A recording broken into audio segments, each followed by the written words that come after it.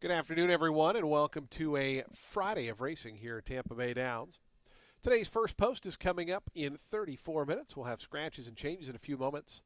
But first, we ask you to please rise, remove your caps as we honor America with the playing of our national anthem.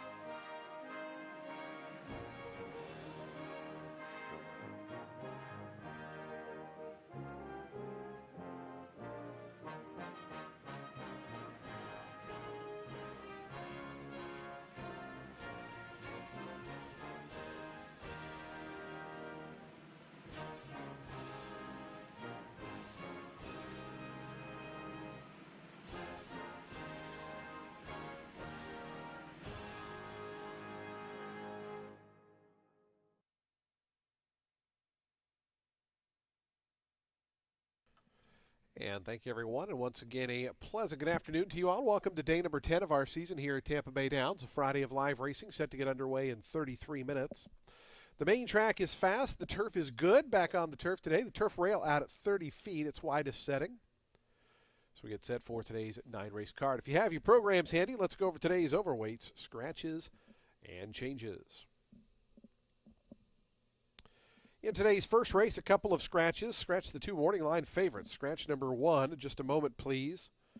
And scratch number 8, Marla's Dream. Scratch 5 and 8 out of today's first race. With those scratches, no super high 5. We do start the early pick 5 in race 1. Again, race 1, scratch 5 and 8. Race number 2 starts the early pick 4. Scratch number 7, Princess Brittany. Number 7, Princess Brittany is out. Scratch the 7 out of today's second race.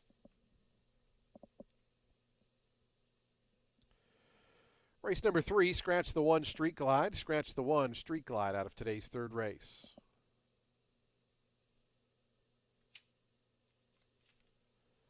Race 4, the Happy Holidays from Terra Management Purse. Jockey overweight on the number 1, Little Temptation, plus 1 pound. Plus 1 on the number 1, Little Temptation. Number 5, She Stopped Short, is 1 pound over, plus 1 on the 5, She Stopped Short. Scratch 8, Bella Romance. Number 8 is scratch. Scratch the 8, Bella Romance. Scratch number 9, Sadie Baby. Number 9, Sadie Baby is out. And scratch number 10, Lovey Lee. Scratch 8, 9, and 10 out of today's fourth race. Race 4 starts the Ultimate 6. Jackpot carryover right now at $12,179. Race number 5 starts the late pick 5. It's on the turf course. Scratch the also eligible runner. Number 11, My Pal Max, is scratched. Scratch number 11, My Pal Max. Race number 6 starts the late pick 4. Scratch number 2, Fit to Fire. Number 2, Fit to Fire, is out. Jockey overweight on the number 13, Principito. That horse is now plus 3 pounds. Plus 3 on the number 13, Principito, who does draw in off the also eligible list and will run. Again, number 13 draws in off the AE list and will run. Scratch number 14, Flat Cap. Number 14, Flat Cap, is scratched.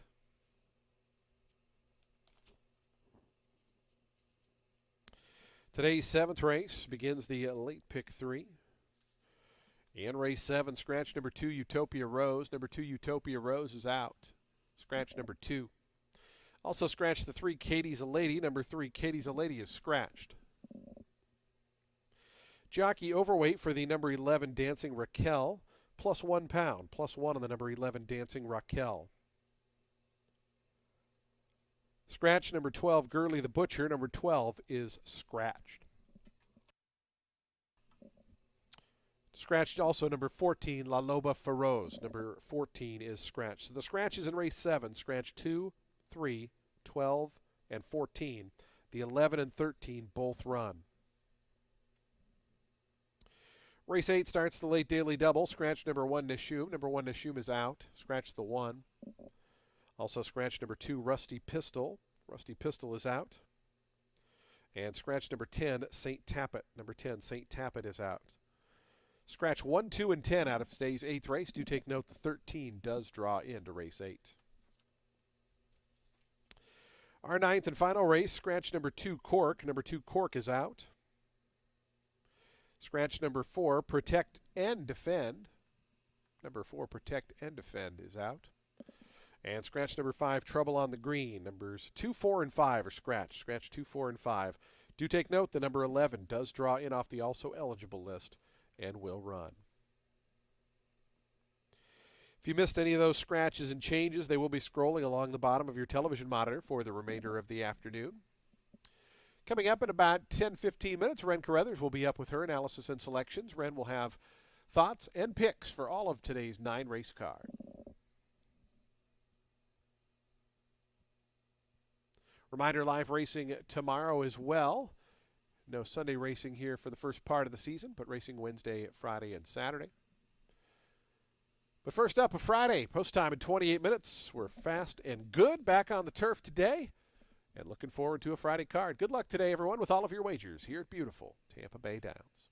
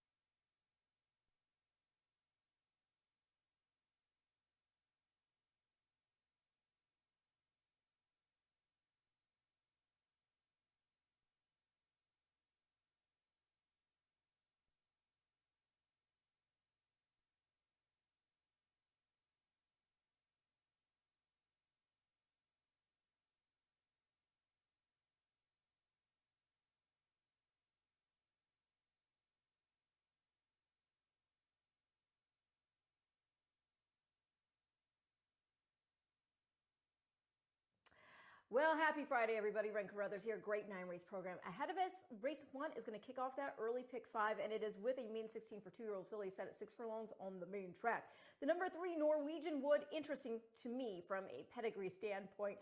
Maybe she runs up the track, but this first-time starter is by Gone Astray and then hails from the family of Grade 1 winners, Seattle Meteor, Triple Bend winner Declassify, and it's actually the extended family of Into Mischief, Beholder, and so on.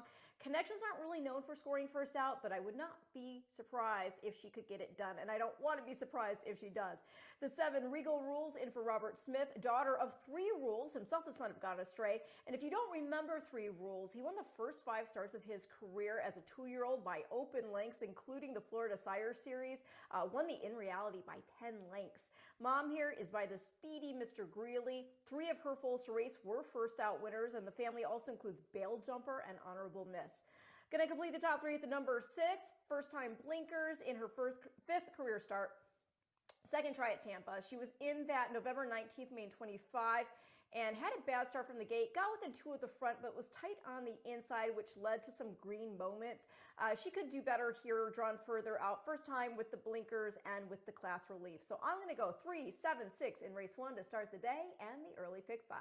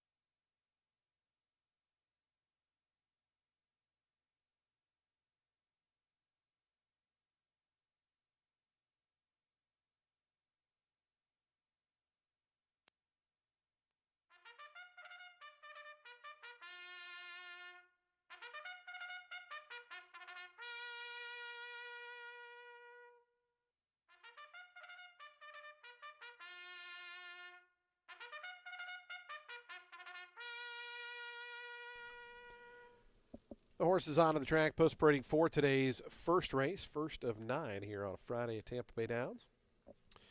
Field of 6, set to go 6 furlongs. This is a maiden claiming event, 16,000 the claiming tag. 2-year-old fillies here. Scratch numbers 5 and 8. Numbers 5 and 8 are scratched. Field of 6 remain in. Do take note with those scratches, no super high 5 wagering. Race 1 does offer exacta, trifecta, superfecta, and daily double pick 3 wagering. We also start the early pick 5. Pool already over $20,000. Still got 6 minutes to post time. 6 minutes.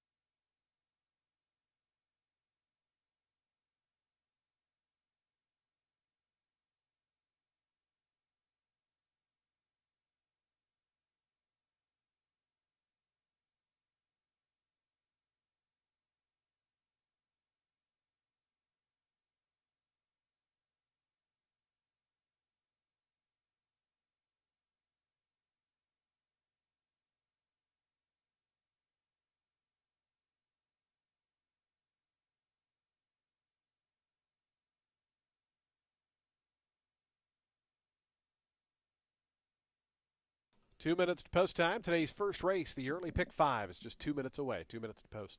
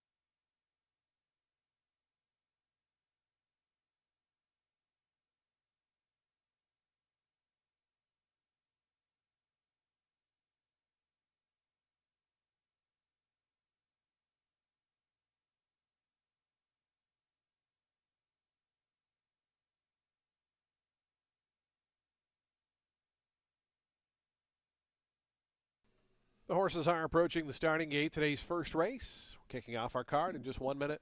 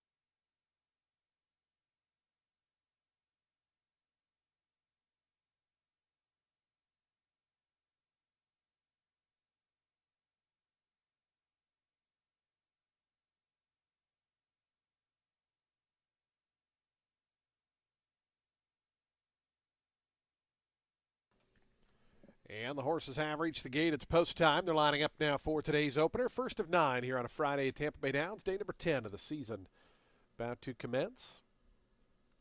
Field of 6 here. 2-year-old fillies at that 6 furlong distance. 8-5 favorite, number 3, Norwegian Wood. 5-2 on the number 6 and 7. Your co-second choices. Here's Rules for 3 moving up. Daughter of 3 Rules. Who's represented by a couple runners in here, including the outside runner Regal Rules. Norwegian Wood coming up. Carlos Rojas. The Dancing Wind stable colors. Mucho Macho Lady in the bright pink silks to gate 4.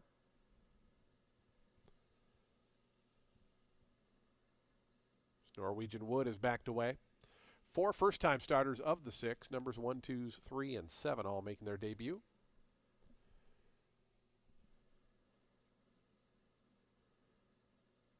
Here's Mucho Macho Lady. The final 2 going to be Modern Miss and Regal Rules will be all set for a start here. Ready to kick off. Day number 10 of the season. Fast main track, a good turf course. The rail out at 30 feet. It's a sunny, pleasant day here in Florida as we get set for our Friday card. Regal Rules. Marcos Meneses to the outside draw. Going in. They're in the gate.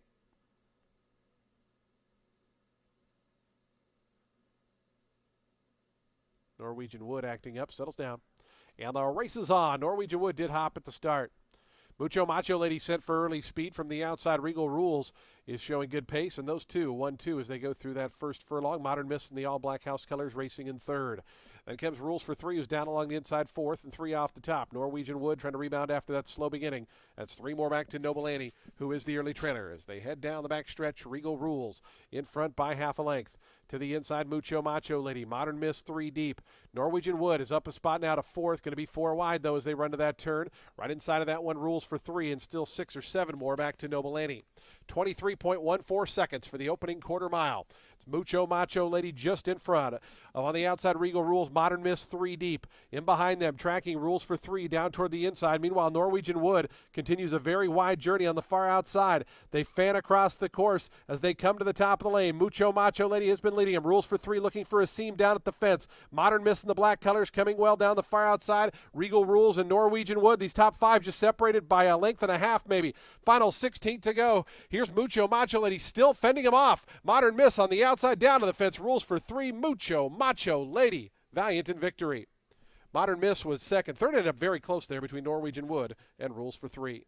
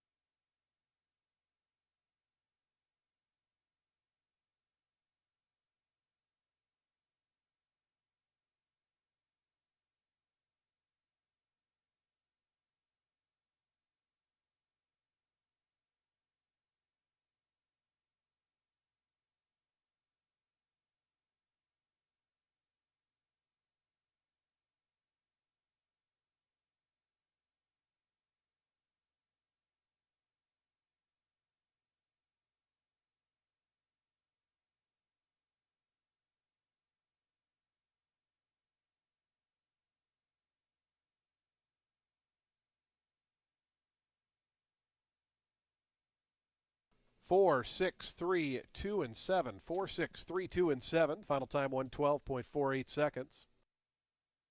4, 6, 3, 2, and 7. Unofficial here in the opener. Please hold all tickets.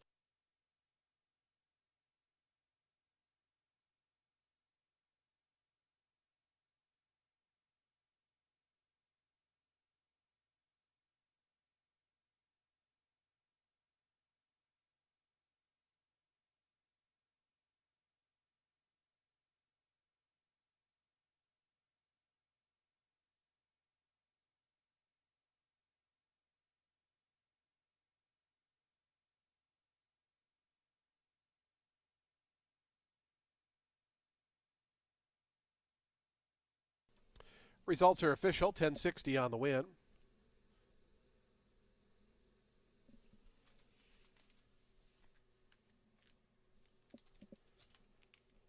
Mucho Macho Lady to the winner's circle. 2-year-old dark bear brown filly by Mucho Macho Man out of Waltzing Queen, bred in Kentucky by Adina Springs. Francisco Alanis, the winning owner and trainer. And jockey Alex Gonzalez aboard for the winning ride. Mucho Macho Lady, determined in victory here in today's opener.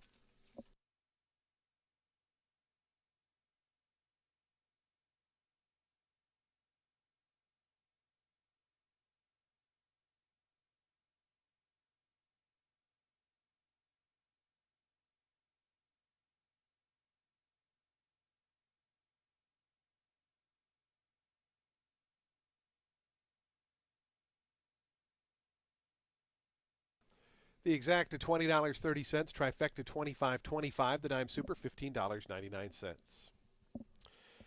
Second race is coming up next. We start that early pick 4. It's a $16,000 allowance optional claiming event. Fillies and mares, 3-year-olds and up, they'll be at 7 furlongs over that fast main track.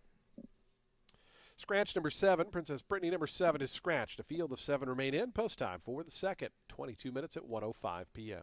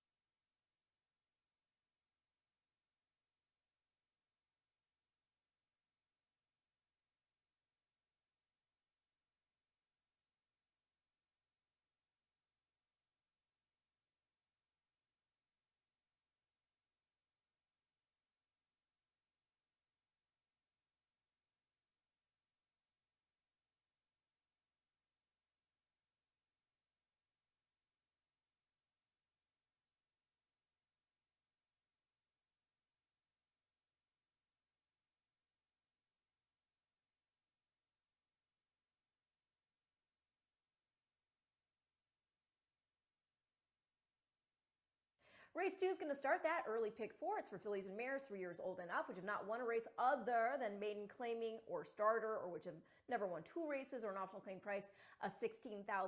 They're going 7 furlongs on the main track. I think the 4 Deflection can handle this track. Her career's been on the turf and synthetic, save for her debut, in which I know she was beaten 10 lengths. However, she was just a 2-year-old. It was a pre-Lasix go, 7 furlong main special weight at Gulfstream Park, won by a Todd Pletcher trainee.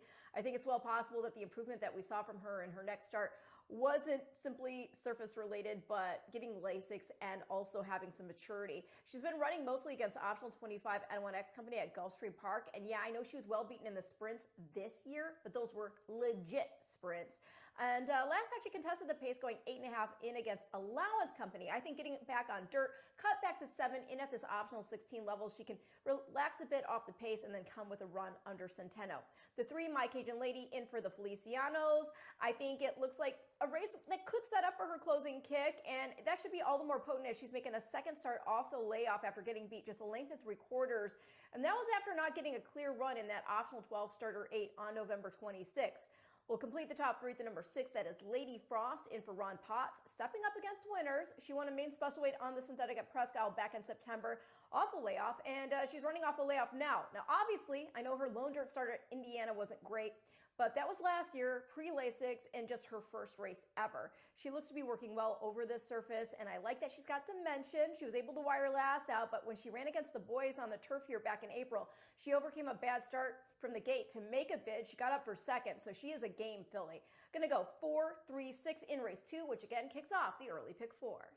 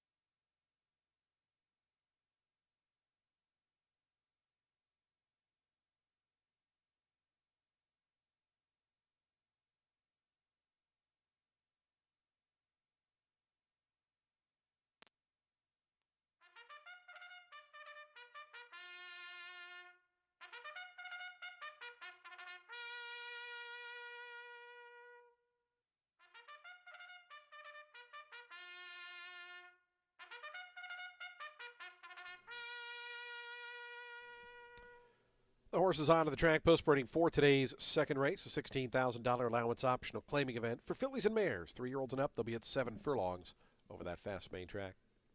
Scratch the number 7, Princess Brittany. Number 7 is scratched. A field of 7 remain in. Race 2 offers daily double, exacta, trifecta, superfecta wagering. We have a super high 5, a pick 3. We start the early pick 4. Pool already over $10,000. Going to go up more from that in the final 6 minutes. 6 minutes to post time.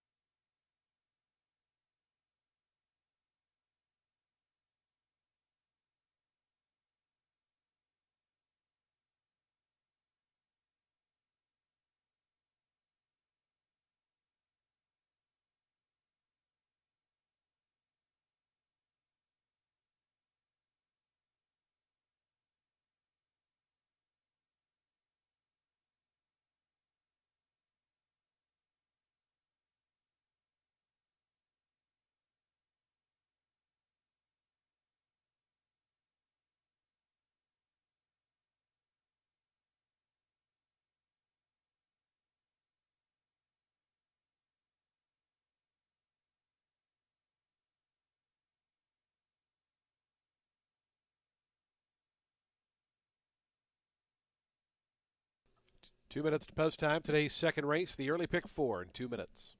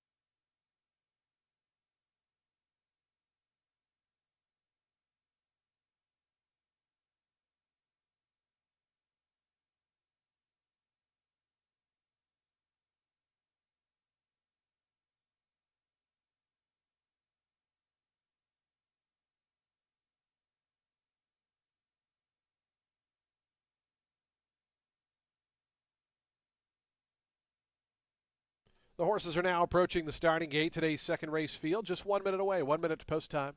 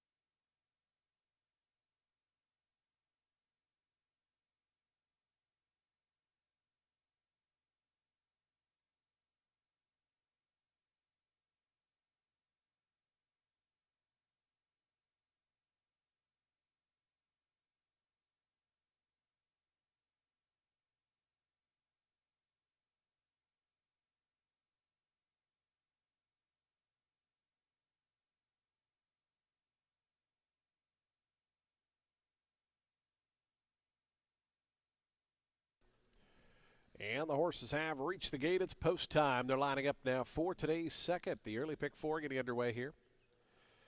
Field of 7 here at the 7/8 distance. 8-5 favorite on the number 4, Deflection. 5-2 on the number 3, My Cajun Lady.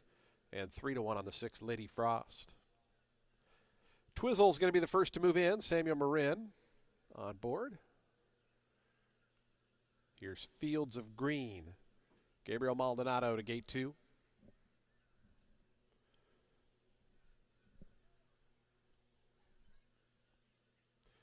My Cajun Lady in the lavender colors of the Feliciano barn.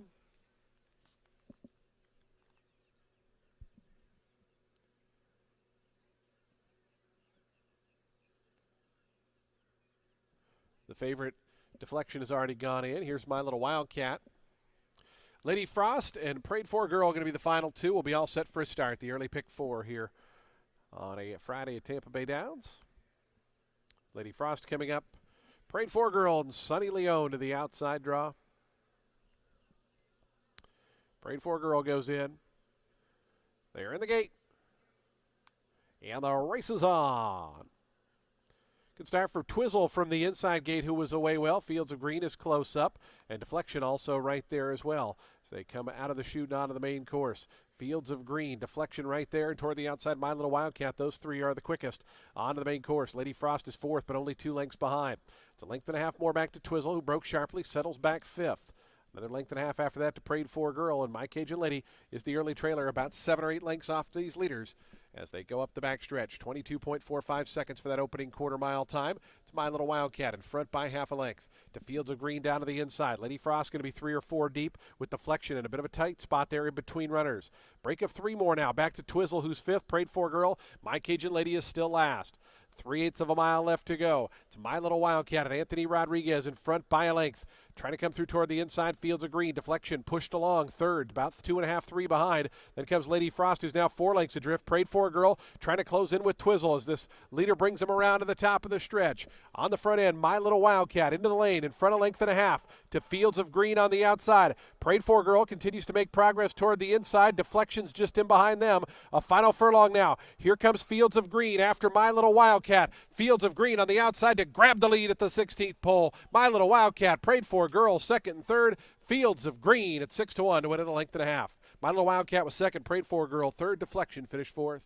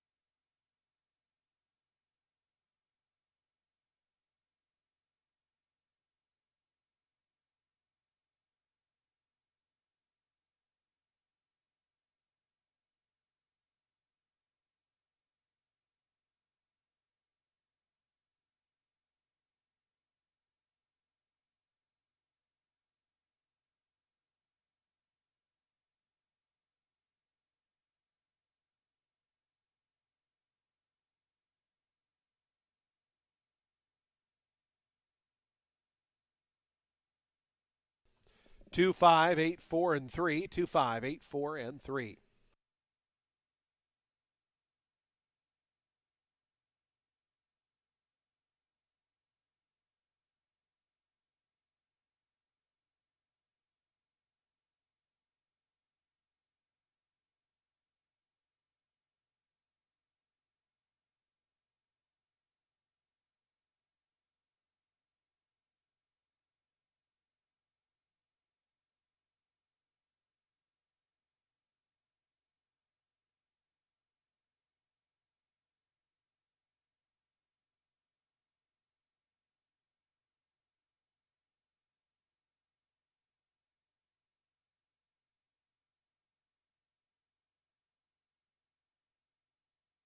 Into the winner's circle goes Fields of Green.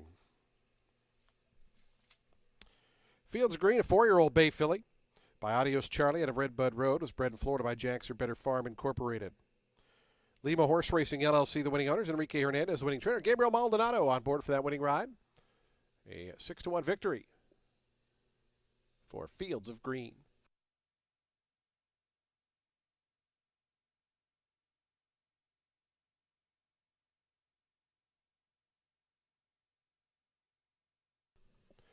The exact at 2 and 5, $243.60. The trifecta, $237.80. Dime Super, $229.06. The Daily Double, $45.80. Nobody had that super high five with the long shot in there for second, so $2,155 going to carry over in the super high five to the upcoming third. Race 3 is just 24 minutes away at 1:36 p.m. Today's third event, scratch number 1, Street Glide. Number 1 is scratched. A field of 9 remain in. We'll be at 1 mile and 40 yards for a 5,000 claimer. It's coming up next. Race 3 starts that middle, pick 4.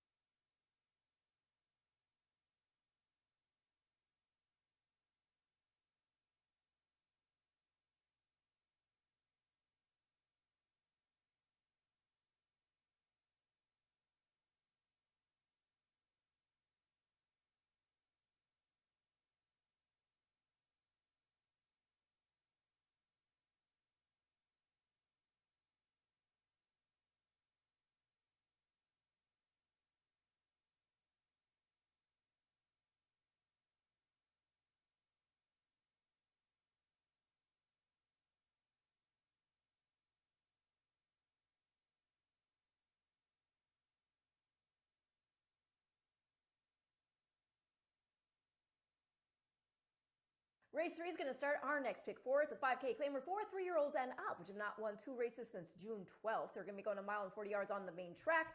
The number 5, Lucky Curlin, is in for the Felicianos. This boy was soundly beaten last out, I know, but that was an open 16 going 8.5 on the turf here in an off the layoff start. The dirt races he's had over the summer and fall were against optional company.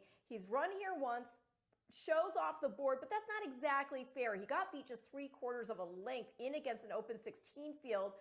It had been taken off the turf, and yes, it is true that off the turf races should not be looked at as the same level as when they were meant for the surface. But this fellow did start his career on dirt, running against horses like By Your Side, Basin, 3 Technique, and Echo Town. So I think the form is legit.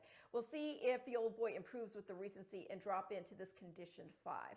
The number 10, Secret Treasure, is in for Ronaldo Richards and is also taking a bit of a drop in this second off the claim start. Ran 5th, beaten 4 3/4 lengths here last out at the distance against an open 8 field. He was in that race off a win over a conditioned 5 group at Delaware Park, where he closed over a slow pace and wide trip to take it by 3/4 of a length there in the end. The third place runner that day was Harvard, and Harvard actually went on to win 2 in a row at Mahoning Valley out of there. Secret Treasure always does seem to try, and he's got Camacho taken over the reins. And then I'll complete the top 3 with the number 9. Bottom line, looks to be like a horse who's had a good solid year, in the money in 5 of 9, coming in off a win. We'll see how he does against this group. 5, 10, 9 in race 3, which again kicks off our next pick 4.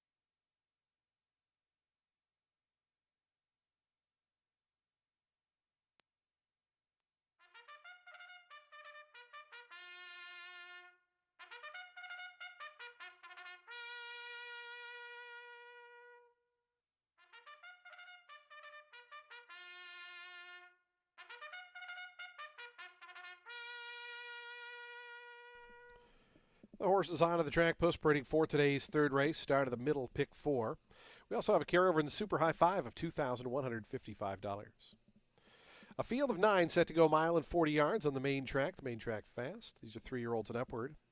Scratch number 1, Street Glide. Number 1 is scratched. Race number 3 offers daily double, exacta, trifecta, superfecta, super high 5, pick 3. And we start that middle pick 4. Post time coming up in 6 minutes.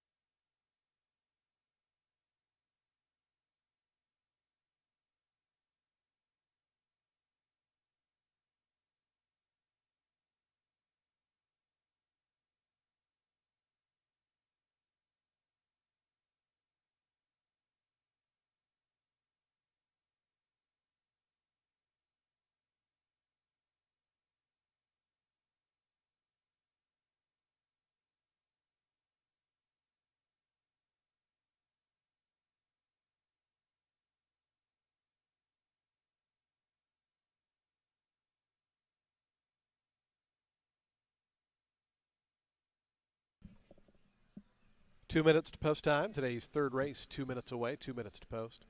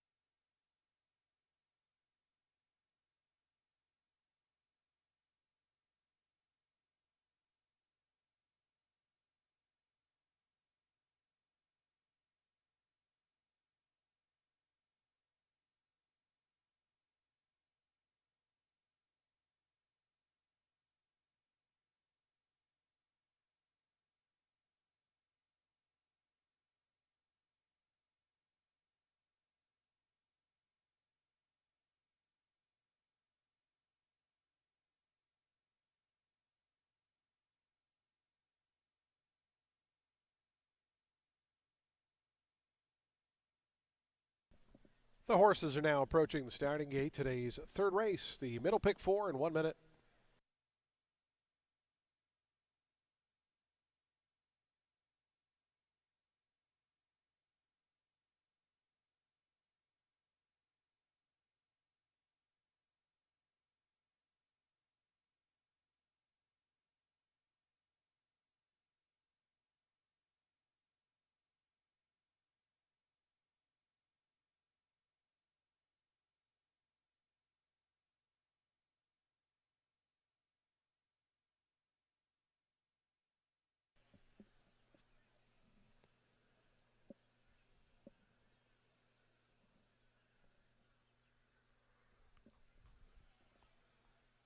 The horses have reached the gate. It's post time. They're lining up now for today's third.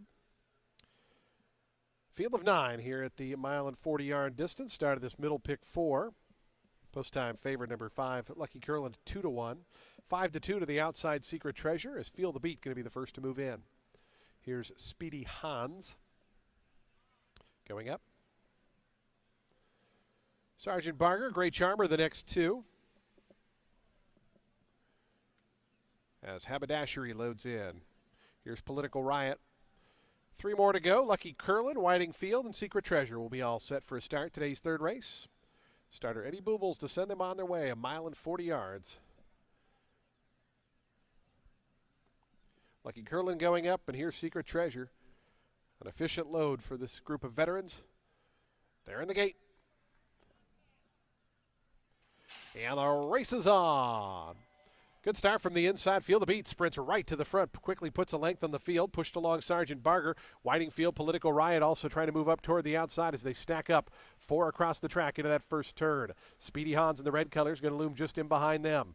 Then comes Secret Treasure, Haberdashery, and between them Lucky Curlin in a bit of a tight spot early. It's a break of 4 more to Great Charmer, who's 9th and last as Feel the Beat and Angel Serpa cut that corner a half length in front of Sergeant Barger, who presses up on the outside. Those 2 to the backstretch after a 24.18 second opening quarter mile. So they start that backstretch journey. Feel the Beat just ahead in front of Sergeant Barger in second. It's a break of a length and a half to Political Riot, Speedy Hans. They're right together, 3rd and 4th. Whiting Field moves up to the outside of Lucky Curlin. They're 5th and 6th. Haberdashery got shuffled back a little bit there, is passed by Secret Treasure, but those top 8 only separated by about 5.5 lengths. It's another 6 then, back to Great Charmer, who trails.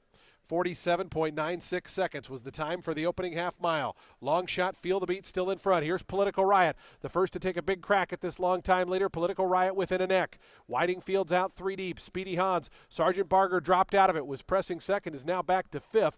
Then comes Secret Treasure. Lucky Curlin still got about 6 lengths to find as they come around to the top of the stretch. Feel the Beat, Political Riot, and here's Political Riot up to poke the head in front. Political Riot into the stretch, now a length in front. A Feel the Beat, Speedy Hans comes after that one now on the outside. Secret Treasure starting to motor home. The gray is now up to 4th on the far outside as they have a final 16th to go. Speedy Hans coming up to grab the lead from Political Riot. Secret Treasure down the outside. It's Speedy Hans in front. Speedy Hans to go on and win it here at 4-1. Alex Gonzalez a riding double here. Secret Treasure was second. 3rd went to Public Riot.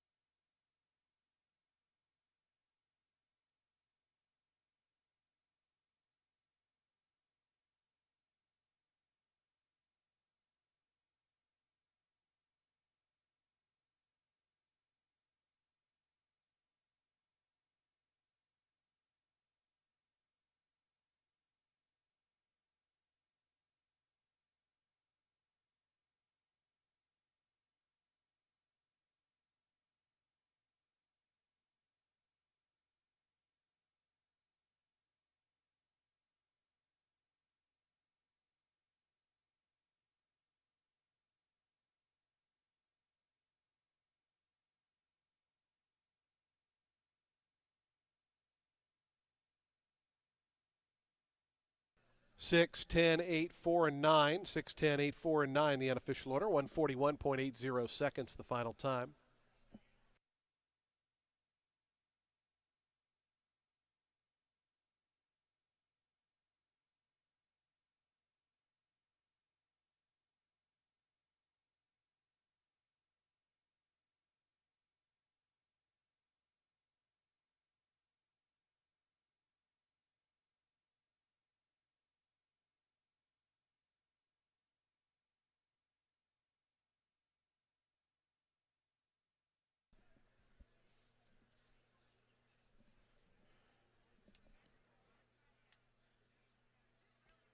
Jockey Alex Gonzalez wins 2 of the first 3 races today. Guides Speedy Hans to a victory here.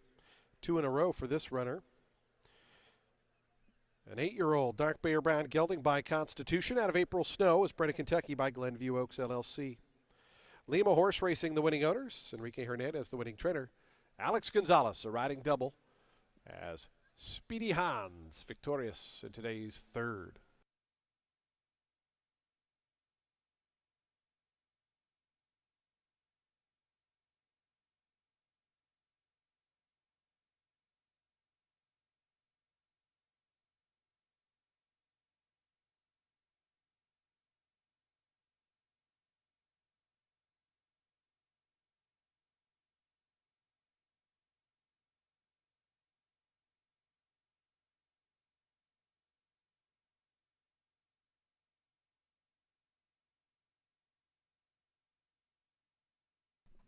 Prices on your television monitor, 610 exact to 1380.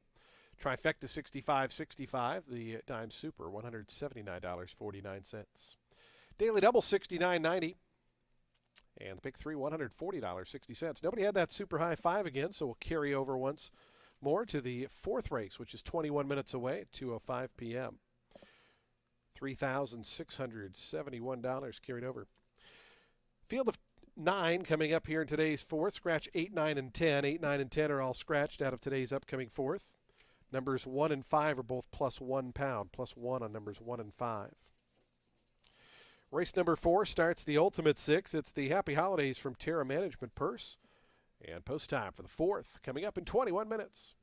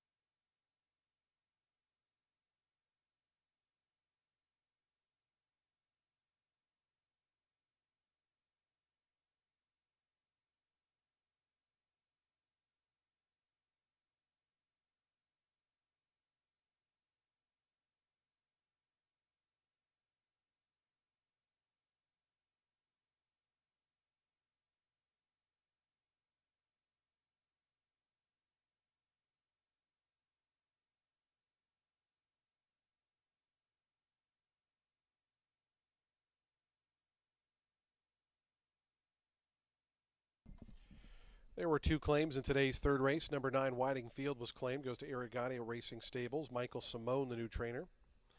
And number 10, Secret Treasure was claimed. Goes to Stephen Kepling Jr. and trainer Lynn Rarick.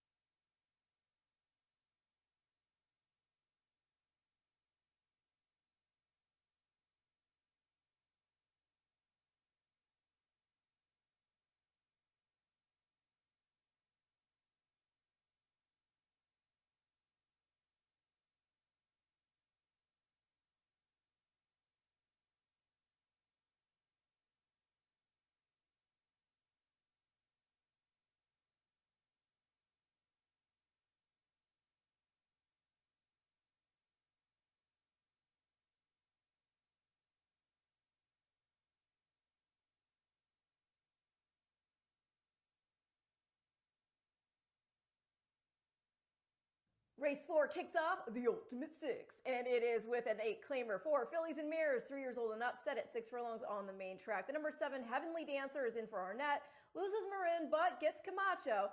She is making a second start off the bench after running 5th in against a 16 N3L group. Pace was hot, and she was just a length and a half off it. Now, getting further class relief, I think, could be just the cushion she needs for her speed to prove more potent and durable, along with the recency, as she had not raced since August.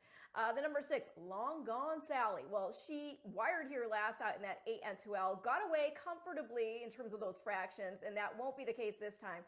She is capable of going faster. She did need to draw all the way over from the outside post in that race as well. And the runner-up Soundtrack went out of there to win a 16 N2L by 4.5 lengths, earned a 47 buyer figure. The number 2, Early Delivery, ran well last out. She was engaged throughout the whole race, showed bravery traveling in between horses, and still kept on in the final stages of the race. So while she did finish 6th in that November 19th 8 N3L, that others in here do exit as well, I would say take in mind that she was just 3 3/4 lengths beaten there in the end after all of that, and that was her first try around the course. She had been running against beaten claimers at Gulfstream prior to that, not necessarily just straight up non-winners of 3. So I'm going to go 7, 6, 2 in race 4, and your Ultimate Six starts now.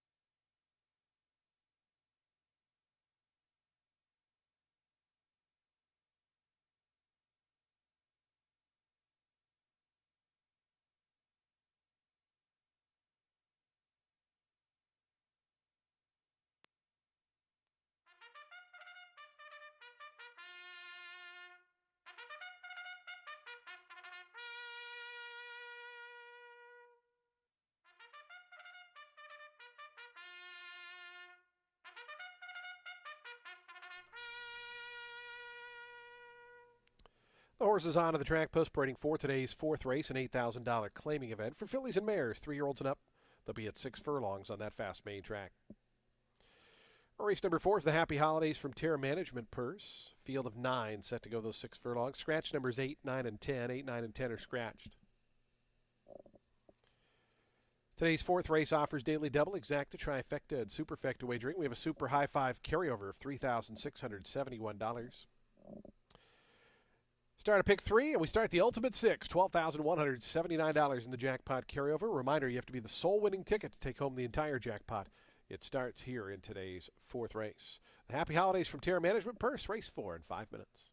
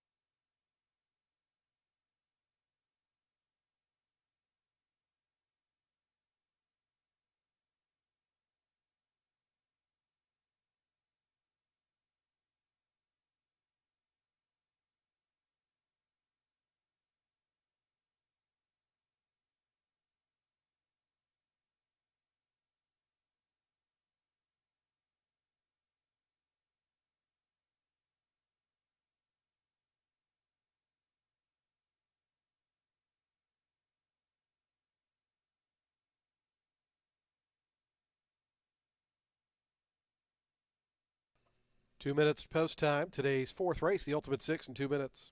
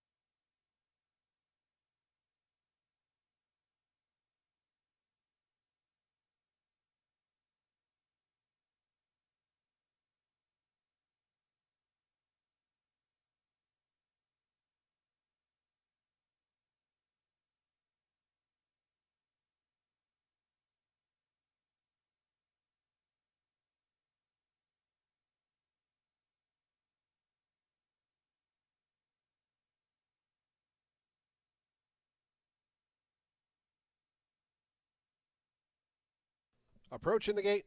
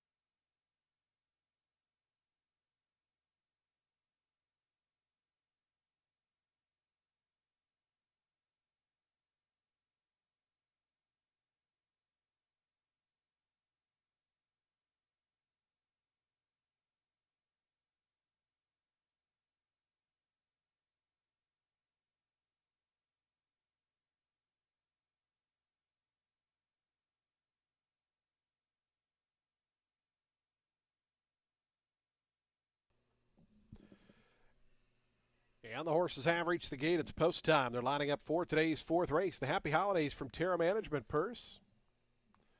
Starting the ultimate 6 in here. Field of 9 set to go 6 furlongs.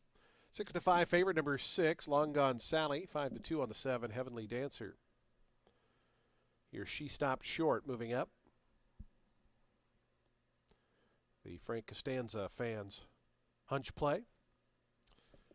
Early delivery moves in. Here's Curban Dioro. Heavenly Dancer to gate 7. Heavens Express moving up. Shoop, there it is. Padrino's Gold going to be the final pair. We'll be all set for a start. Today's fourth, the ultimate 6. Richard Mitchell, Padrino's Gold to the outside draw.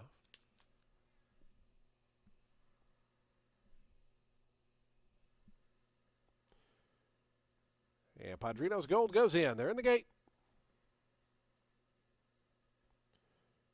Some acting up there at Heavenly Dancer in post 7, it looked like. Settles down. And the race is on. Long Gone Sally quickly, the favorite right to the front. Opens up a length and a half, now 2 in the first 16th of a mile. Heavenly Dancer away second, then comes Curban Dioro third to the inside. A break of a length and a half to Padrino's Gold, who advances from 4th. In between horses, Early Delivery takes up from 5th. It's another length then back to Little Temptation. She Stopped Short's in between horses. Break of 2 more after that to Shoop, there it is, and another 5 to Heavens Express, who's the trailer is Long Gone Sally.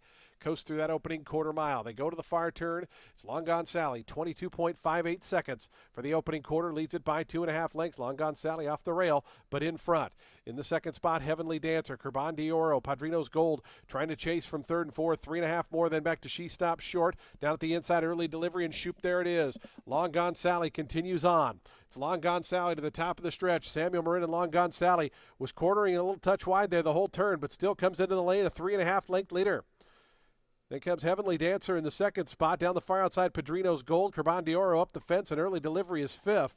But inside the final 16th, this was over right from the start. Long Gone Sally, an easy winner here at 6-5. Long Gone Sally geared down by about 8.5, 9 in the end. Padrino's Gold up for second. Heavenly Dancer third. Curban Dioro was 4th.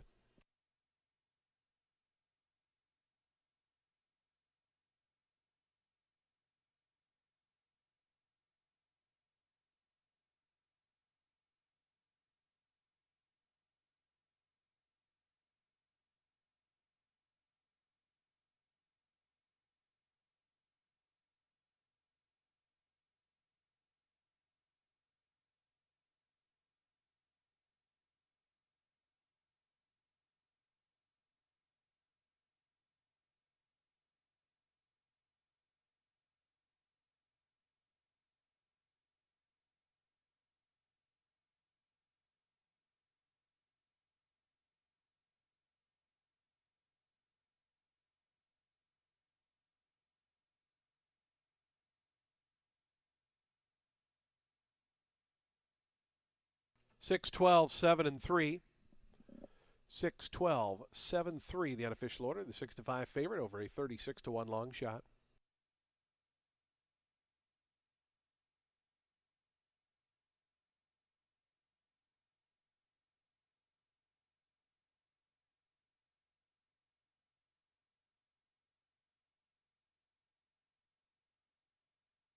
Fifth, number 2, early delivery. 6-12, 7-3 and 2.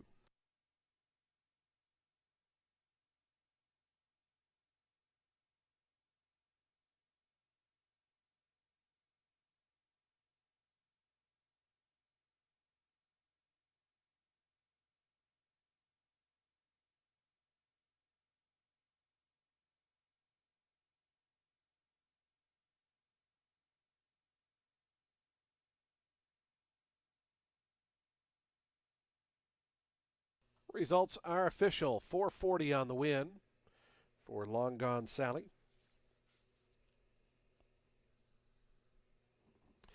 Long Gone Sally, a 3-year-old bay filly by Audios Charlie out of All Summed Up, was bred right here in beautiful Florida by Oakley Farm. Joel Sainer, the winning owner. David Brady, the winning trainer. Samuel Moran aboard for the winning ride. Gate to wire here for the favorite, Long Gone Sally.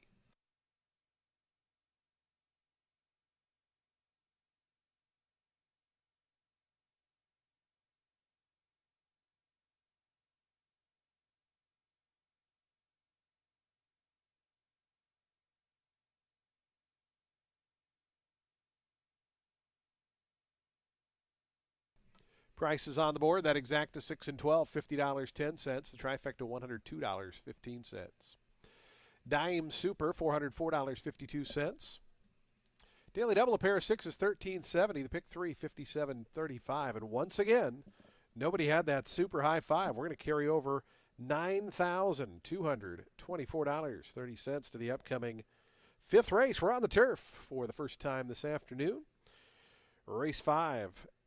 Out of the chute at a mile and a 16th. Scratch the 11. A full field of 10 remain in. Post time for the fifth. The late pick 5 is coming up in 23 minutes. Do want to welcome to the winner's circle our featured group for today's fourth race. Happy to welcome in Terra Management, our featured group here for today's fourth event. A warm welcome to Tampa Bay Downs from Terra Management, our featured group here for today's fourth.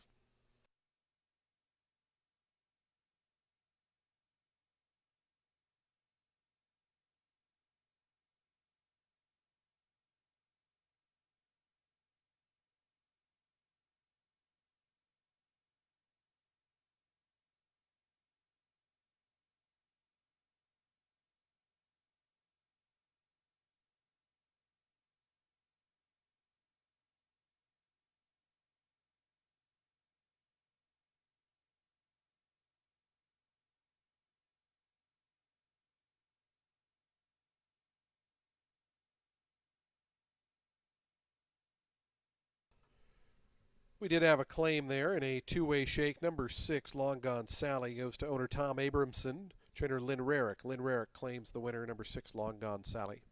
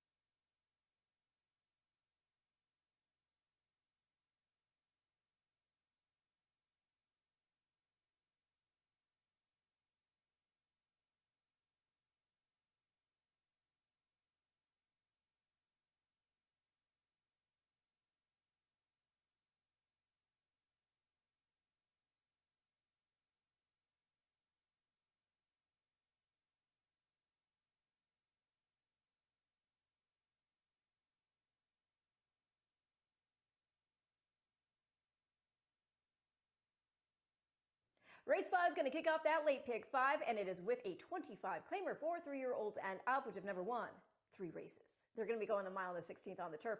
The number 5, Noble Factor, making a first off the layoff, got beat just a neck here the last time he ran at Tampa, where he's run in the money in 9 of 10 starts. Last one was an allowance won by Eddie the Great, and that race did produce 3 next out winners. You know, the 4 bluff in here for dual Hall of Famer Mark Casse obviously deserves attention. Hasn't run since getting beat 8 lengths on the synthetic, while first-time blinkers in against an optional 50 starter 35 field. He had run 5th to start prior in a Florida-bred optional 20 N1X, taking on Older for the first time. He was the post-time favorite, so it was disappointing from that standpoint, but he did have the rail. It was 7.5. The winner there, Smart Striker, who finished 4.5 in front of Bluff. He was picking up a 5th career score that day. Now, Bluff, you know, he had won an optional 75 here at Tampa. He was taking a step back from Stakes Company, never got out of 7th there, but was just 6 1/4 lengths back of the winner in the not surprising stakes. Winner was already a multiple stakes winner. That's Tank, who went on to get beat just 1.5 lengths in the Grade 1 Belmont Derby Invitational. Race also produced 2 next out winners, with the 5th and 6th Classic, of course, and Nemo picking up scores with figures in the 80s. I know Bluff has yet to prove himself against older horses, but looks like he's working well. I mean, and when I say prove himself against older horses, yeah, he's run against them, but he needs to show he can win against them. Looks like he's working well, and in for 25 while staying 2 turns on a track he's won over, might be able to get it done. The 6th, Out of Waterbury, is in for Peter Wasiluk, making his first start for the barn. You got to draw a line through the last one, as that start was just compromised by the beginning with that stumble. He had been running well against New York bred Allowance Company prior to that. Got beat just in nose with Pratt in the irons at Saratoga. And then he won with Pratt back in May at Belmont at the Big A over a 35 N2L field, not New York restricted. And the top 2 both won their next starts. Barnstorming actually made it 2 in a row, going on to also collect an optional 40 starter 50. And American Grant scored a New York bred allowance race. So I'm going to go 5, 4, 6 in race 5, which again kicks off the late pick 5.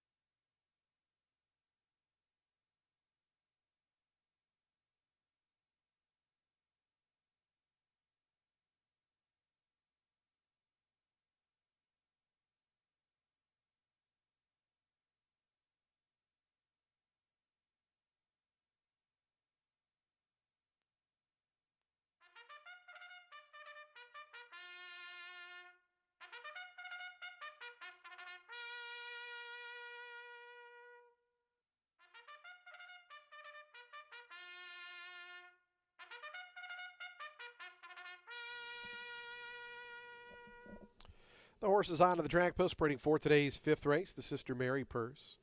It's a $25,000 claiming event for 3-year-olds and upward. They'll be a mile and a 16th on that firm Tampa turf. Actually, good Tampa turf.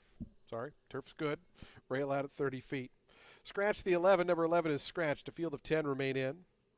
Daily double, exacta, trifecta, superfecta, and pick 3 wagering. We have a super high 5 carryover of $9,224. And we start the late pick 5.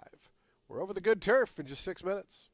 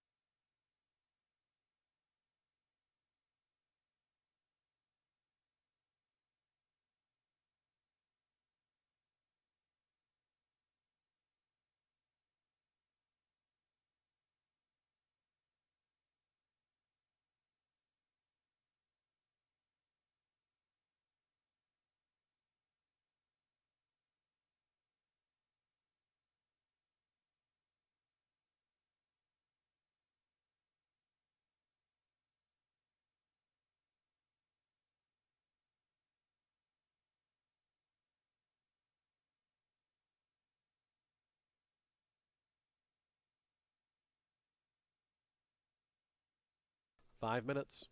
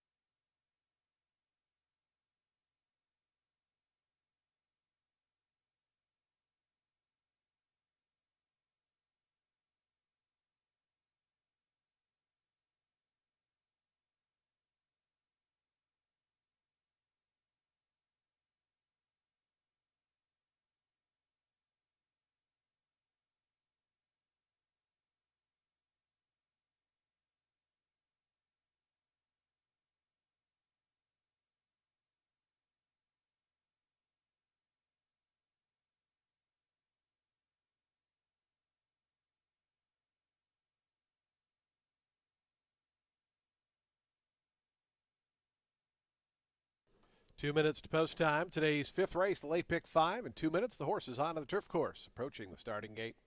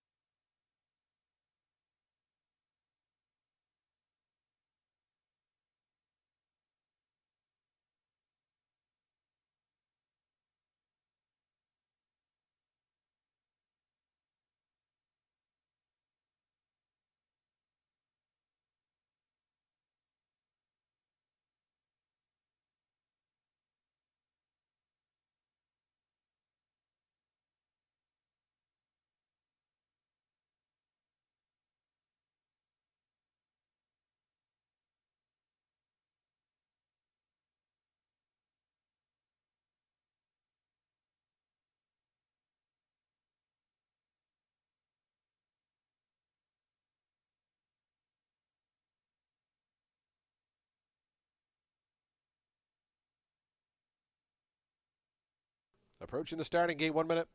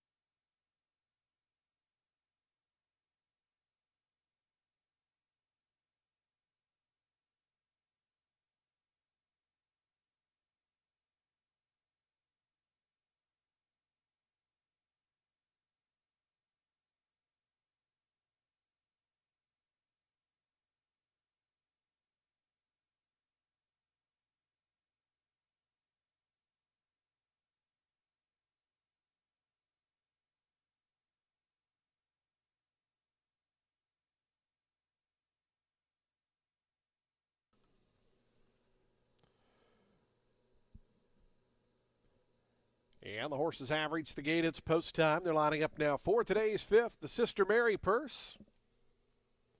Want to welcome the Sister Mary group into the winner's circle. Our featured group here for the fifth race. Field of 10 on the turf at a mile and a 16th. Turf good today, and that big rainstorm early in the week. But a nice drying out the last few days. Farrell's Joy coming up. Your favorite 8 to 5 right now, Noble Factor, projected to go down a little bit from that DRF projected odds calculator. 5 to 2 second choice Bluff. Here's Toro Forward. Juan Colorado gets set to move in. Bluff, the second choice to gate 4. 7 to 5 now. Noble Factor as the odds starting to dip. Samuel Marin looking for a second winner on the day. Here's the favorite Noble Factor to gate 5. And dial him up. Cesar Gonzalez to complete the line. Dial him up goes in. They're in the gate.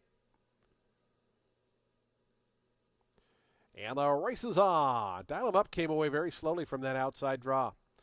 Joe from Kiev and Juan Colorado there, the two quickest through that first 16th of a mile. Joining them up from the outside is Toro Forward. Those three now across the course as the favorite Noble Factor just in behind them along with Bluff to the inside. It's going to be Joe from Kiev and Juan Colorado. Those two, 1-2 now is dropping back a touch. Toro Forward 2 lengths off the lead in third. Bluff stays toward the inside fourth. A length more then back to the favorite Noble Factor. To that one's outside. Latin Force is sixth. In behind them comes Farrell's Joy, who's down at the rail in seventh. Outside of that is Out of Waterbury. It's another 2 more back to Special Agent Johnson. In the slow start has Dial Him Up in the back marker spot. 23.48 seconds. On the lead is Joe from Kiev. Joe from Kiev onto the back stretch, a half length in front. Juan Colorado in second. Bluff, a handful there in third. Going to try to gear toward the outside, it looks like there for Pablo Morales in that third spot. Meanwhile, right outside of that one, Toro Forward. Noble Factor watching Bluff is fifth right now, about 4.5 off the top. Another length to Latin Force, Farrell's Joy. Out of Waterbury's between horses. It's another 2 to Special Agent Johnson. And Dial Him Up is the trailer.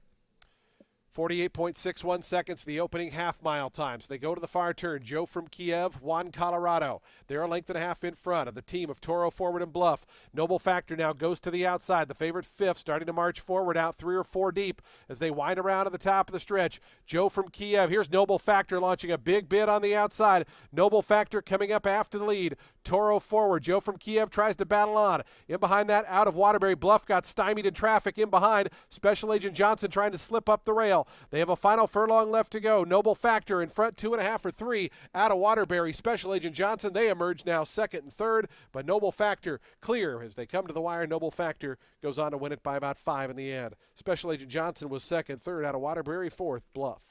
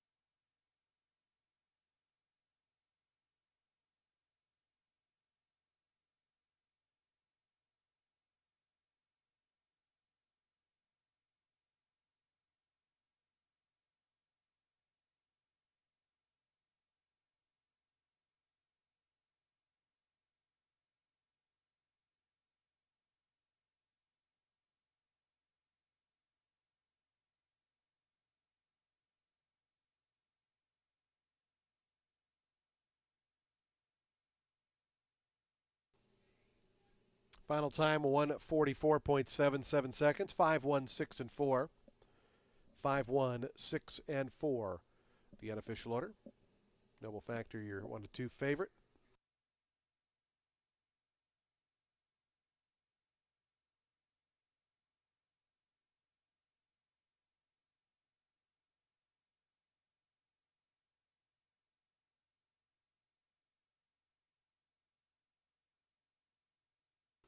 Do take note, we do have a rider's objection. The rider of the 2, Farrell's Joy, alleging interference against the rider of the 6 out of Waterbury at the quarter pole. Does not appear to affect the top 2 finishers. Again, 2 against 6, the objection at or around the top of the stretch quarter pole.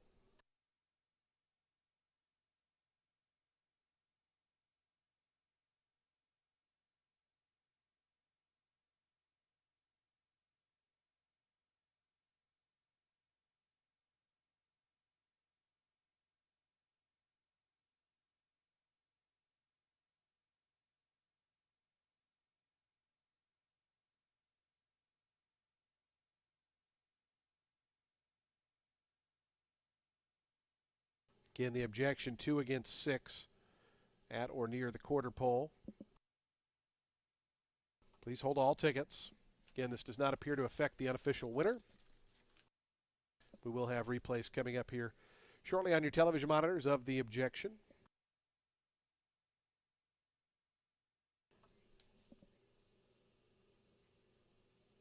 The numbers 2 and 6 right together there in 6th and 7th as the television monitor showing. The 6 in the yellow and blue, the 2 in the blue and orange in behind horses.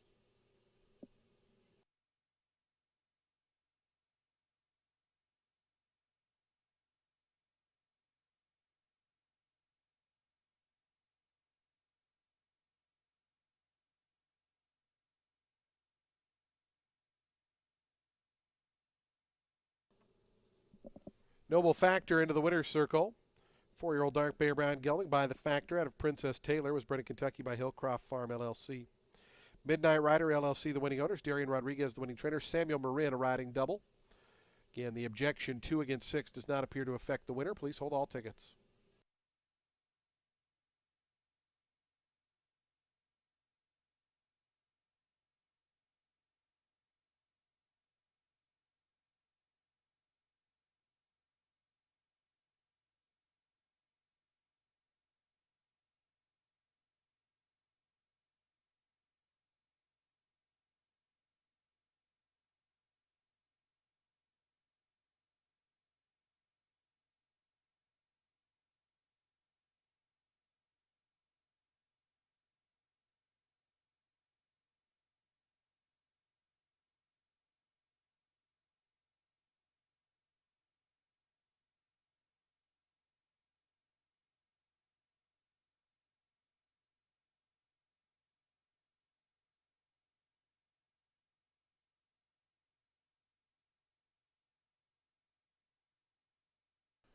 I want to welcome our featured group into the winner's circle. Sister Mary, our featured group for this 5th race. Again, the jockey's objection still underway, 6 against 2. I do want to welcome our featured group here for this 5th race.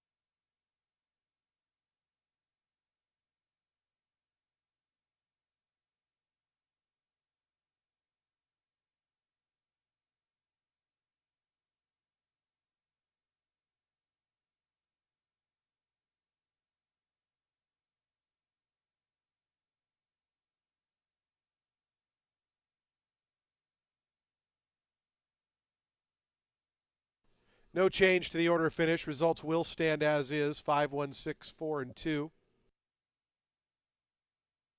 5, 1, 6, 4, and 2, the unofficial order. Again, no change.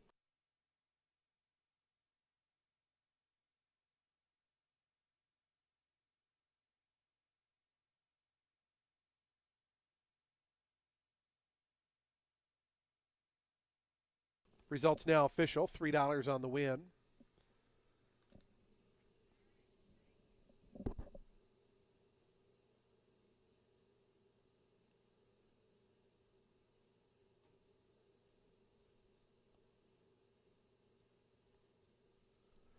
The exacta $11.70. Trifecta $41.55. The dime super $23.19.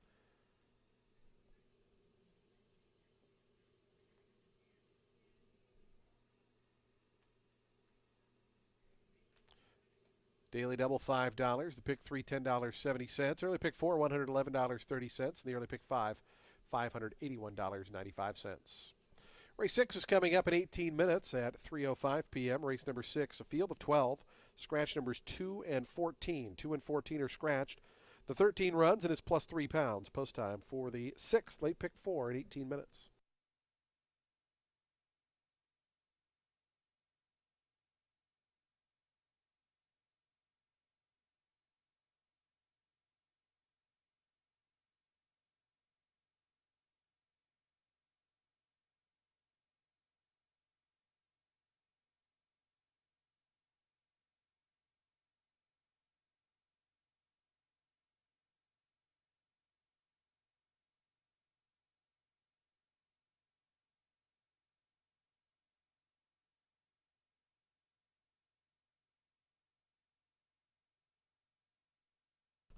Did have a claim on the winner there. Juan Arriagada, the new owner trainer of the number 5 Noble Factor.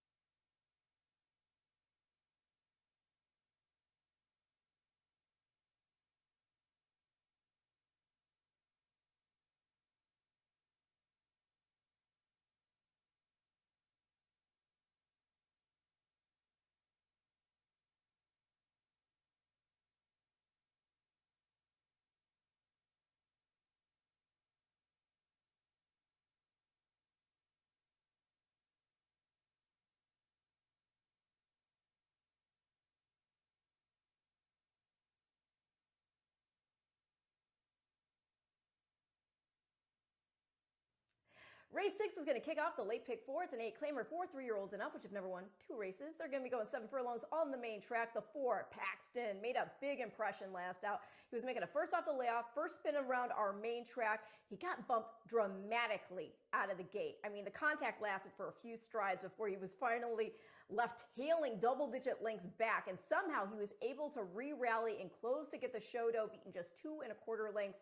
And what's more significant about this is that race was a 5-1Y. In other words, while in for 5, he was in against horses who are battle-hardened, salty types. I mean, the winner there, Bear Creek, he's raced 67 times. He's been in the money in 34 of those. Osprey was second. He's raced 48 times, in the money in 21 of those. The 4th place runner was Litigant.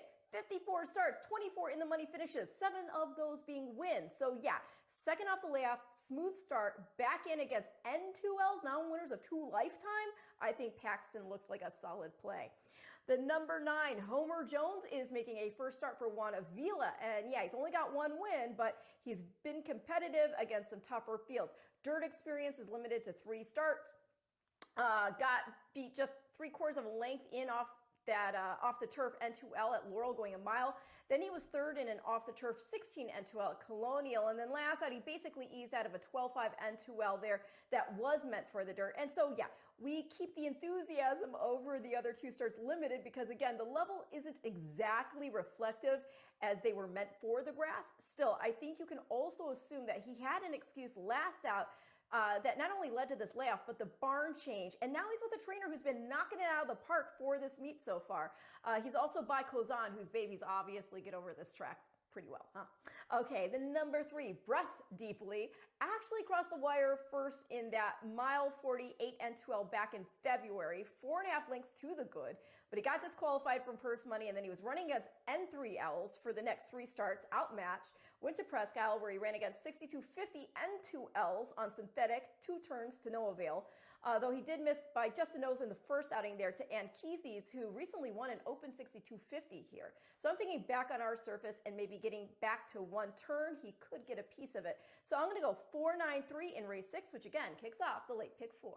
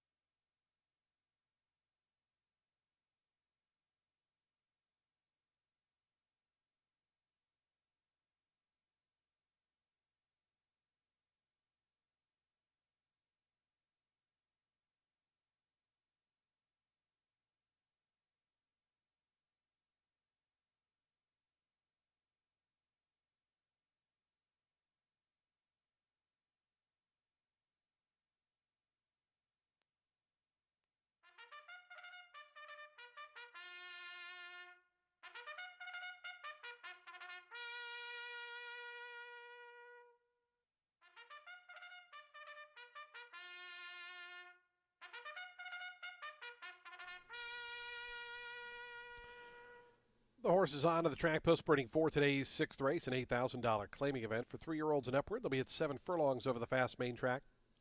Scratch numbers 2 and 14. 2 and 14 are scratched. 13 does draw in and will run at plus 3 pounds. So a full field of 12 set to go here. Race 6 offers daily double, exacta, trifecta, superfecta, pick 3, super high 5. And we start that late pick 4. Post time coming up in 5 minutes.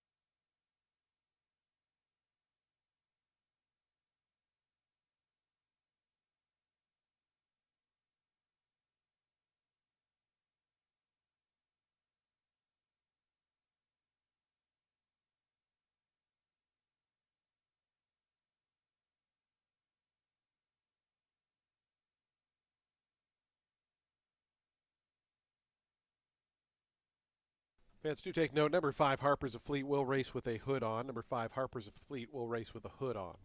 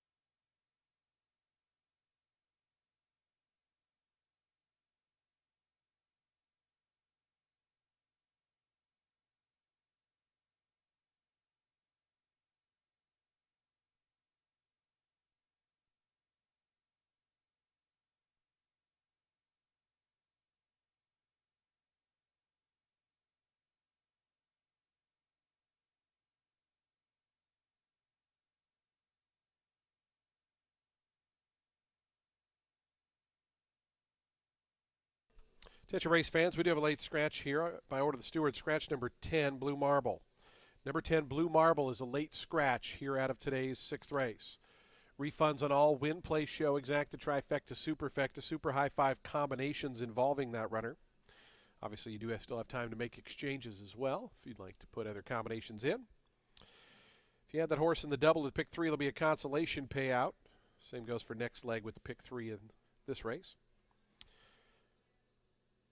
If you had that horse in the late pick 5 or the ultimate 6, you'll receive the post-time favorite. You obviously still have time to make corrections in the late pick 4. If you're unable to, you will receive the post-time favorite with the combination running through number 10. Again, number 10, a late scratch here. Blue Marble, a late scratch.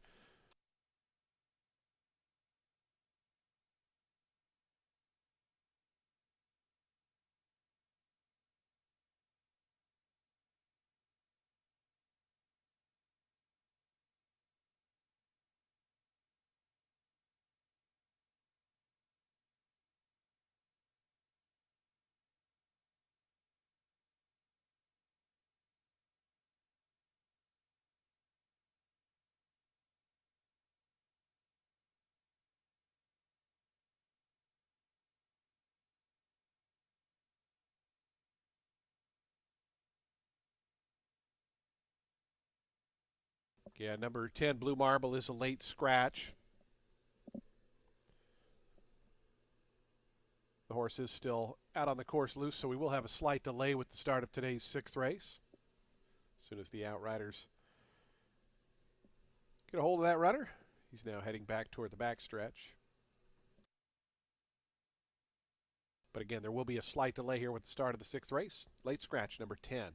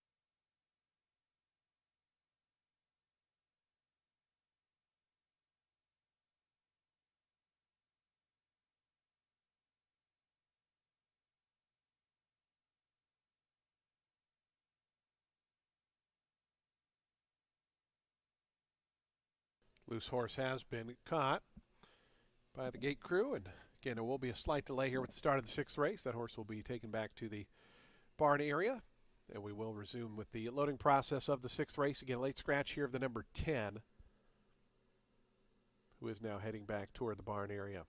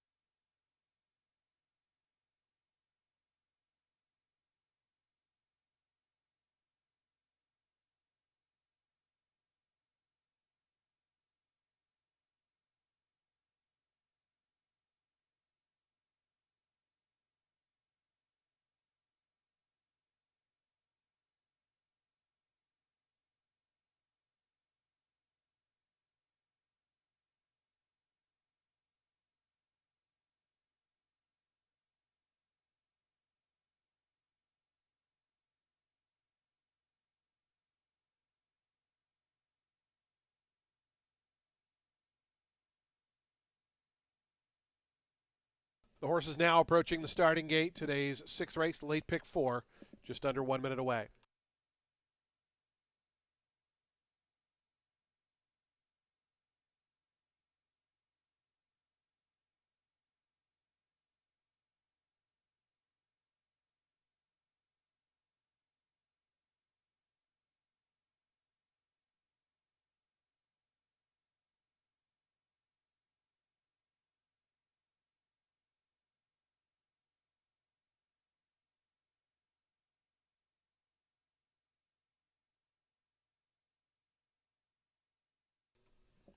The horses have reached the gate. It's post time. They're lining up now for today's 6th race.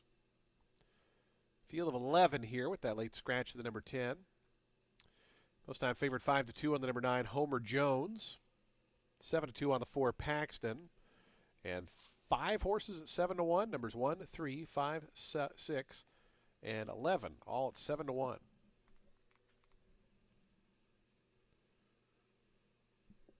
Paxton moving in.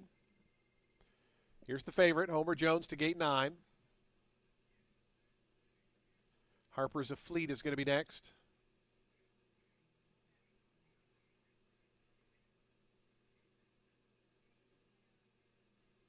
Nice and Good to gate 11. Looks like we have 5 more to load, so the field's about halfway in. Harper's a Fleet, the one holding up the proceedings here.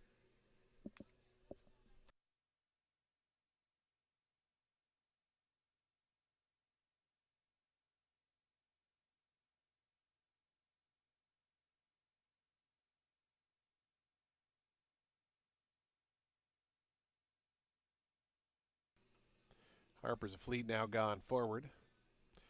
Bobby Bob, centerfold guy, and Principito going to be the final few, and we'll be all set for a start here. Today's late pick 4. Principito to the outside draw. Kleiner Mejias, young apprentice. Going up. And in. They're in the gate.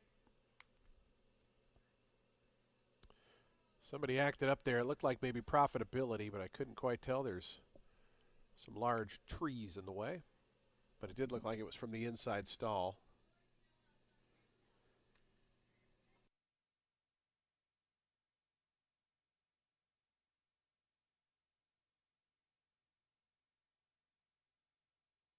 Some other runners are being backed out, it appears. Stand by.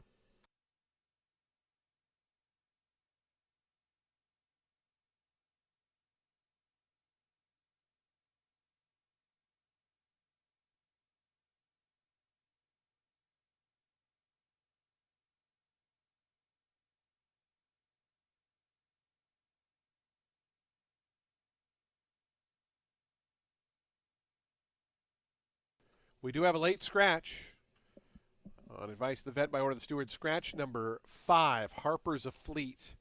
Number 5, Harper's a Fleet is the late scratch here. The other runners are being backed out, so again, we will have a slight delay with the start of today's 6th. Refunds on all win, place, show. Exacta trifecta super and super high 5 combinations involving the 5. If you had that runner in the late pick 5 or the ultimate 6, you'll receive the post-time favorite. Same goes here for the late pick 4 that's underway. However, you do have time to exchange before this race does go off. There will be a consolation double and pick 3 to the 5. So again, all the other horses being backed out. We will have a slight delay. Late scratch here at number 5, Harper's a Fleet.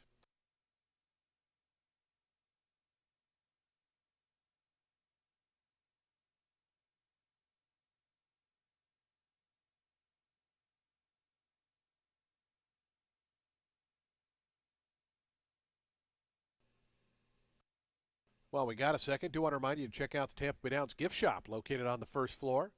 Lots of great Tampa Bay Downs merchandise, gifts, apparel, and more. The Tampa Bay Downs gift shop located down on the first floor.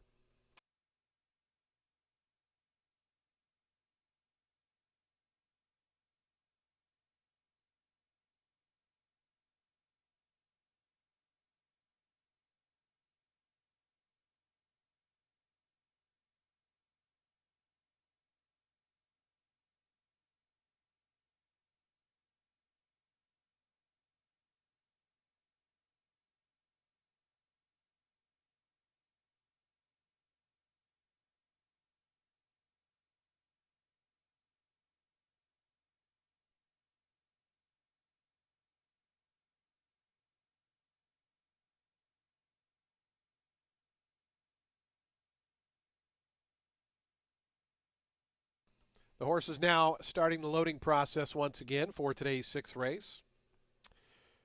After a couple scratches, we are down to a field of 10.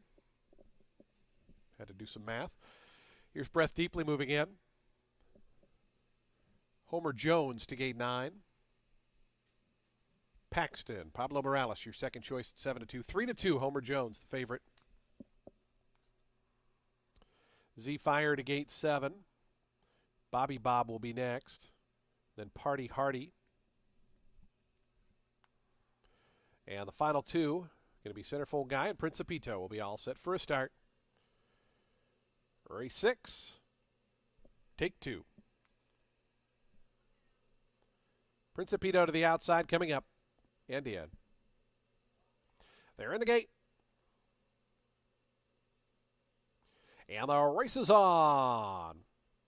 Nice and Good got away well. Breath Deeply from the inside is forwardly placed, but it's going to be Nice and Good. It clears off as they run through the chute And onto the main track. Profitability now up to second, Breath Deeply third. Homer Jones, the favorite, came away in fourth. It's 2.5 more back to Party Hardy. Z Fire down to there inside Bobby Bob. Those three in a line. It's another 5 or 6 lengths then back to Paxton, centerfold guy. And it looked like we have a lost iron on the number 13, Principito.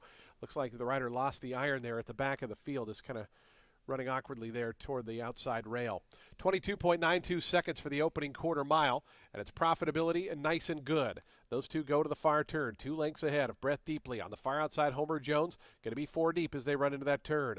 Then comes Bobby Bob, who's in the 5th spot. Party Hardy pushed along in the red colors, 6th and about 5.5 off the top. It's 4 more then, back to centerfold guy, who moves up on the outside of Z Fire. Paxton trying to run on from the back. So they wind around at the top of the stretch. Profitability still there. It's profitability. Here's Homer Jones with a 3-wide sweep on the outside. Breath Deeply between those two. Homer Jones coming up after the lead. Homer Jones, Breath Deeply. Profitability toward the inside. Those 3 across the course. They're 4 clear of Paxton, who's made some inroads, trying to rally up inside of Party Hardy and centerfold guy. A final 1/8 of a mile. Homer Jones in front by 2.5 lengths now to Breath Deeply. Profitability, Party Hardy. Homer Jones going away, going to win it here. Homer Jones by about 4 in the end. Breath Deeply was second. Third, it looked like, getting up there was Party Hardy over profitability.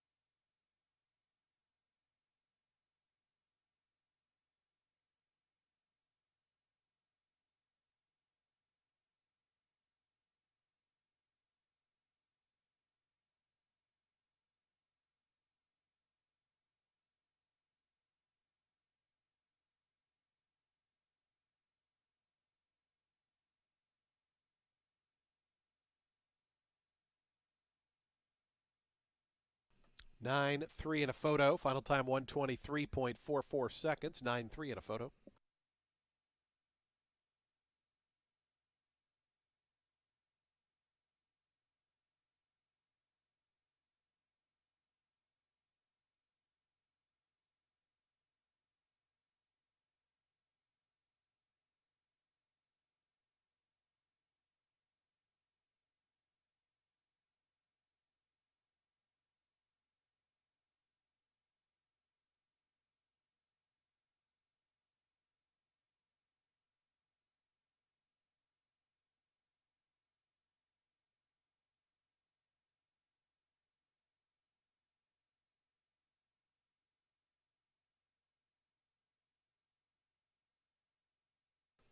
Nine three 8 1 and 12. 9 3 8 1 and 12. The order posted.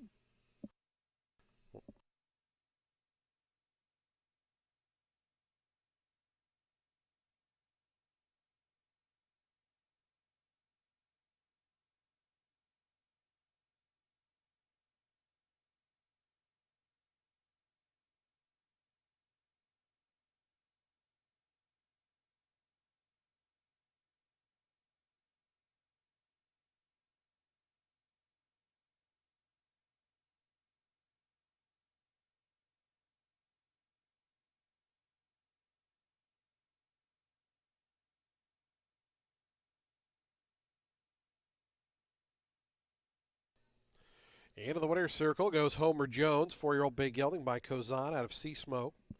Bred in Florida by Tom McCracklin and Frank Mermenstein. Nigale Racing Group, LLC, is the winning owners. Juan Carlos Avila, the winning trainer. Cipriano Gill aboard for the winning ride. Homer Jones, the favorite, victorious here in today's 6th.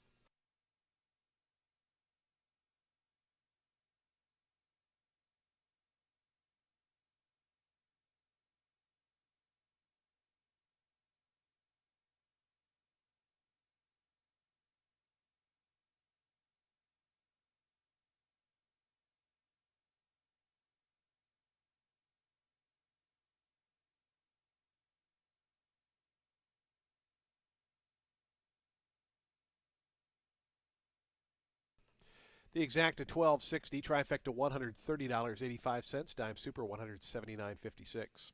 Again, consolation pick threes with both the 5 and the 10, as well as the daily double consolations to those horses. The daily double 520 and the pick 3 660. Pick 4 $27.80. Nobody had the super high 5, so we're going to carry over $421 to the upcoming 7th race. Race 7 is just 17 minutes away at 3:38 p.m.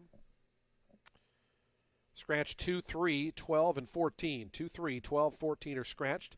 The 11 and 13 run. The 11 is plus £1. Post time for the 7th. We'll start our final pick 3. We're back on the turf in just 17 minutes.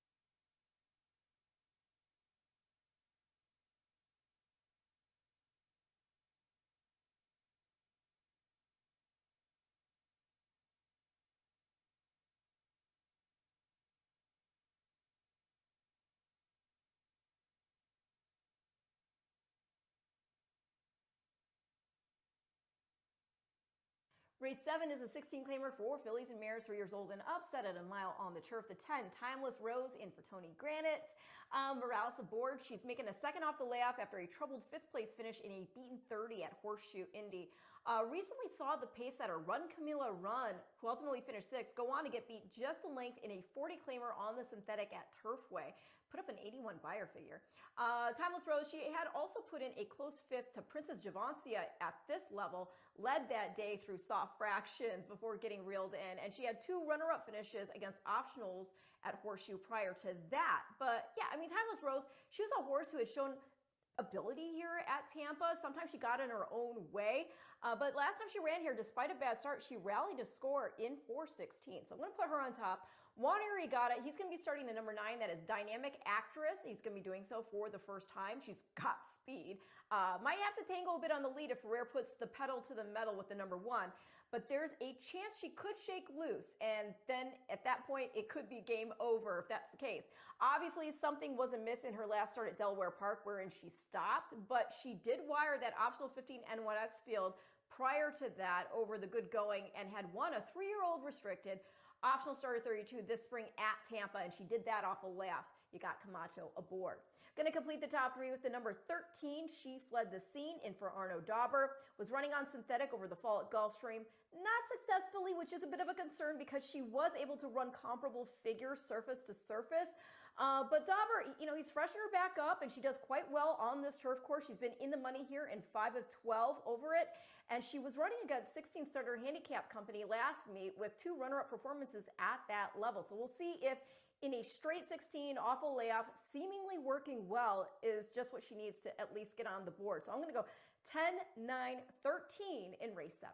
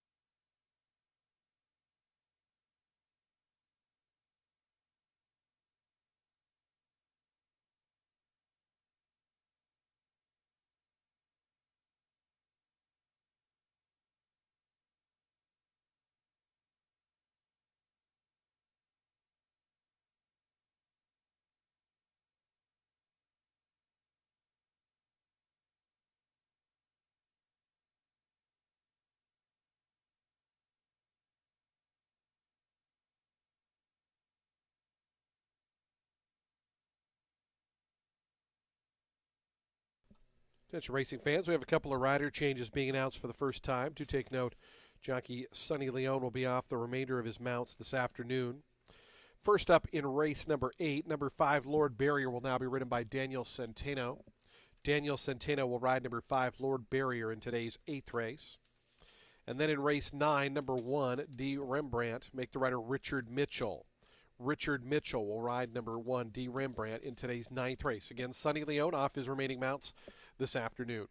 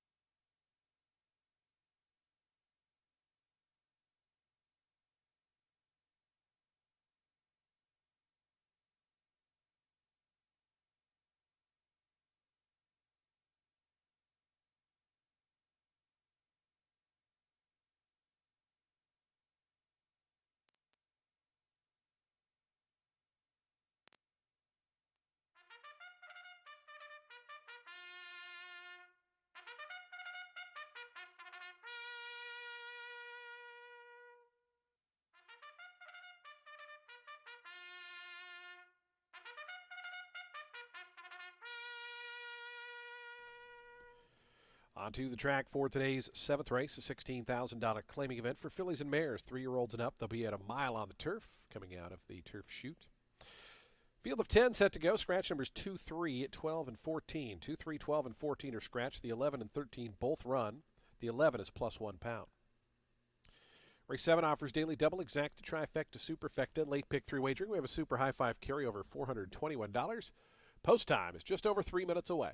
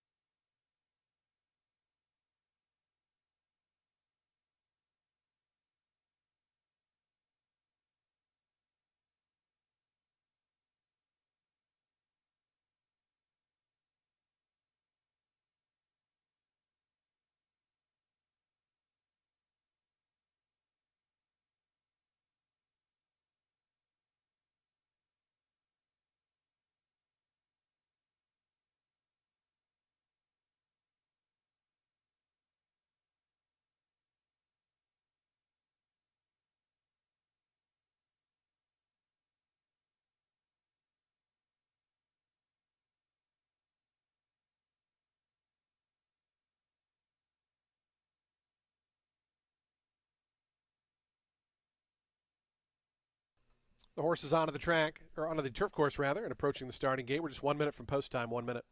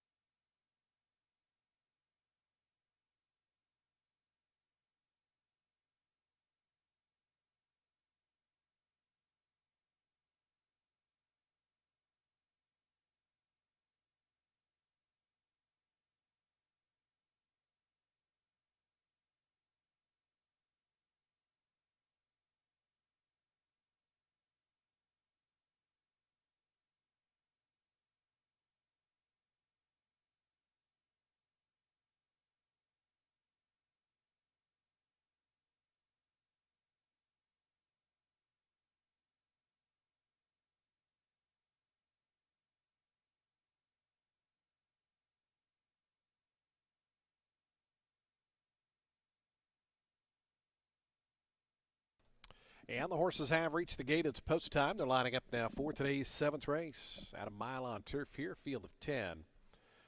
Post time favorite 2-1 on the number 5. Tell Me Some Lies. 5-2 on the 9 Dynamic Actress. Those two your top choices in the wagering right now. 4-1 on the 10 Timeless Rose.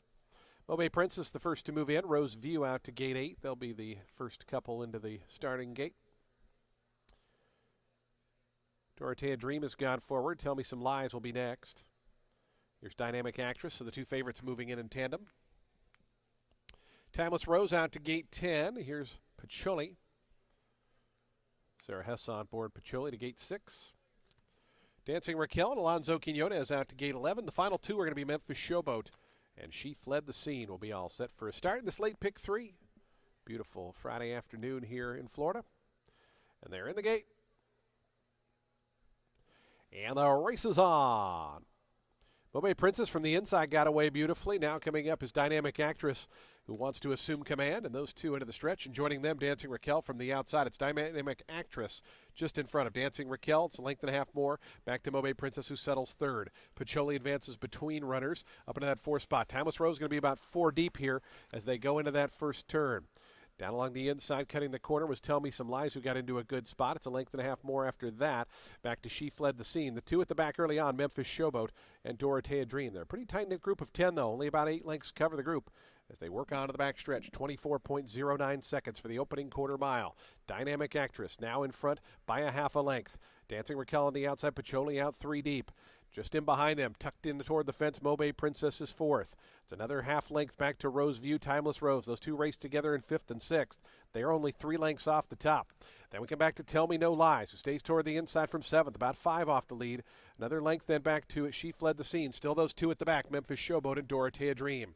To the far turn they run, 49.26 seconds. It has not been a taxing pace here for Dynamic Actress. Bet down to 4-5, leads it by a neck. On the outside, Dancing Raquel. Down along the fence, Mobe Princess still 3rd. Rose View scrubbed upon from that 4th spot, looking for a seam as Tell Me Some Lies. It's going to stay down toward the inside. Dynamic Actress brings him around to the top of the stretch, hounded by Dancing Raquel. Dynamic Actress now a length in front. Mobe Princess sees daylight, tries to come through down toward the inside. Also a seam now for Tell Me Some Lies and Timeless Rose. Dynamic Actress still the leader. Mobe Princess in tight down toward the fence, going to switch to the outside. It's Dynamic Princess still in front. Dynamic Actress going to go on to win it. Tell Me No Lies looked to get up for second. After that was Mobe Princess and then Timeless Rose.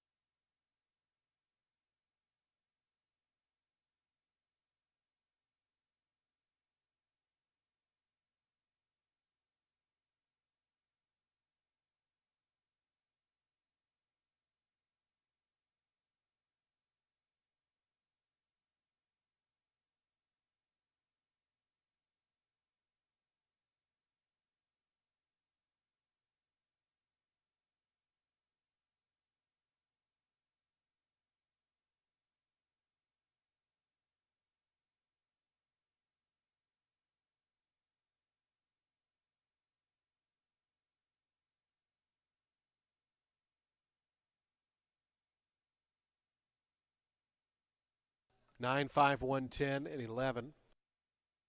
139.04 seconds. Final time.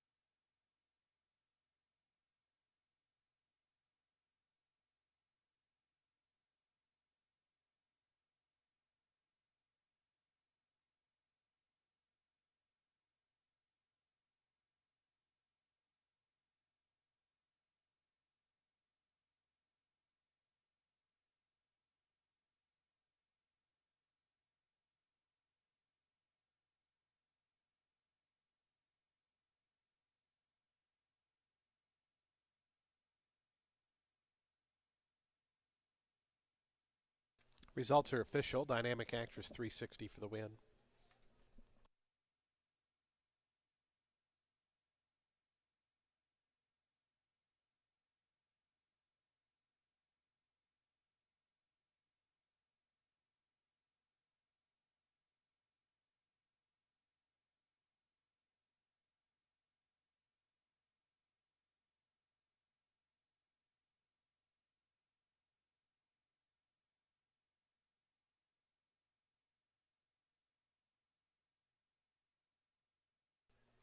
To the winner's circle goes Dynamic Actress, a 3-year-old Bay Filly by Oscar Performance out of Dino Temper. Bred in Kentucky by Dixiana Farms, LLC. Ken Kakel, the winning owner. Juan Arriagada, the winning trainer. Sammy Camacho aboard for the winning ride. Dynamic Actress victorious here in today's 7th.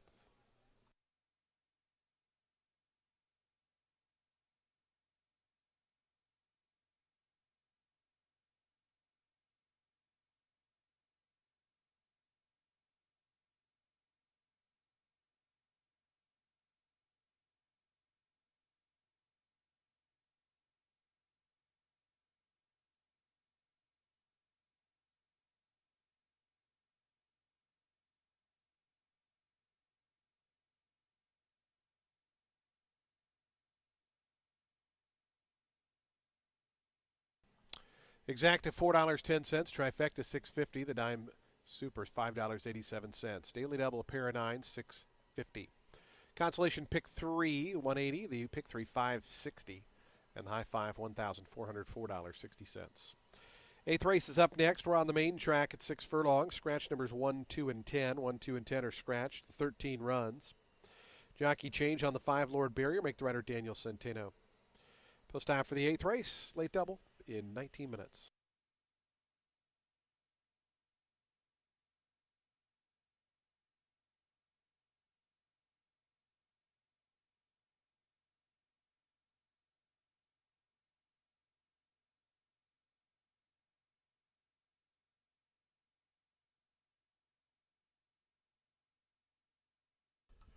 The winner was claimed out of today's 7th race. Owner Steve Hasek, trainer John Pimentel. John Pimentel, the new trainer of the number 9 Dynamic Actress, claimed out of today's 7th.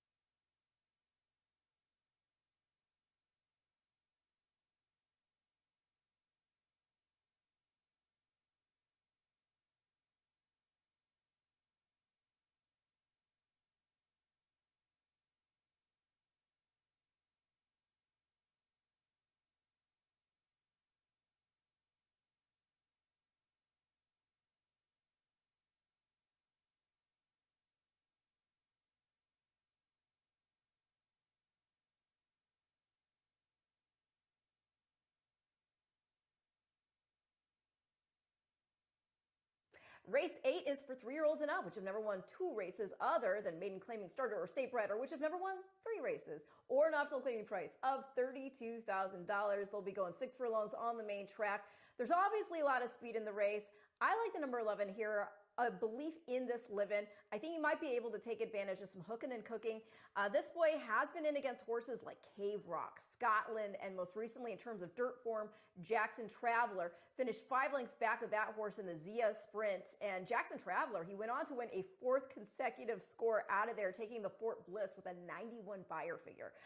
This horse next tried turf, ran 5 1/4 back of Anmer Hall in an optional 80 and 2X at 6.5 furlongs. I like him back to the dirt on the drop and with what looks to be a pace that shapes up. The number 8, Tachero, is in for Ariagata. He's been flashing speed on the synthetic as of late against optional 40s at Presque Isle. But even if he can't get the lead here, he's shown he will still contend and dig in for a piece of the pie. This is another with some good company lines, including against some of the boys in here. I also like that he's a son of Bucaro. As you know, I love those babies on this track, and so I think he deserves a big look in this spot. And then I'll complete the top 3 with the number 4. That is Secret Empire in off that optional 16 win. I like that he did it from off the pace, though he does have speed, which makes him tactical. He's run in the money in 4 or 5 here. 3 of those wins. You got Ferrer staying aboard. So I'm going to go 11, 8, 4 in race 8.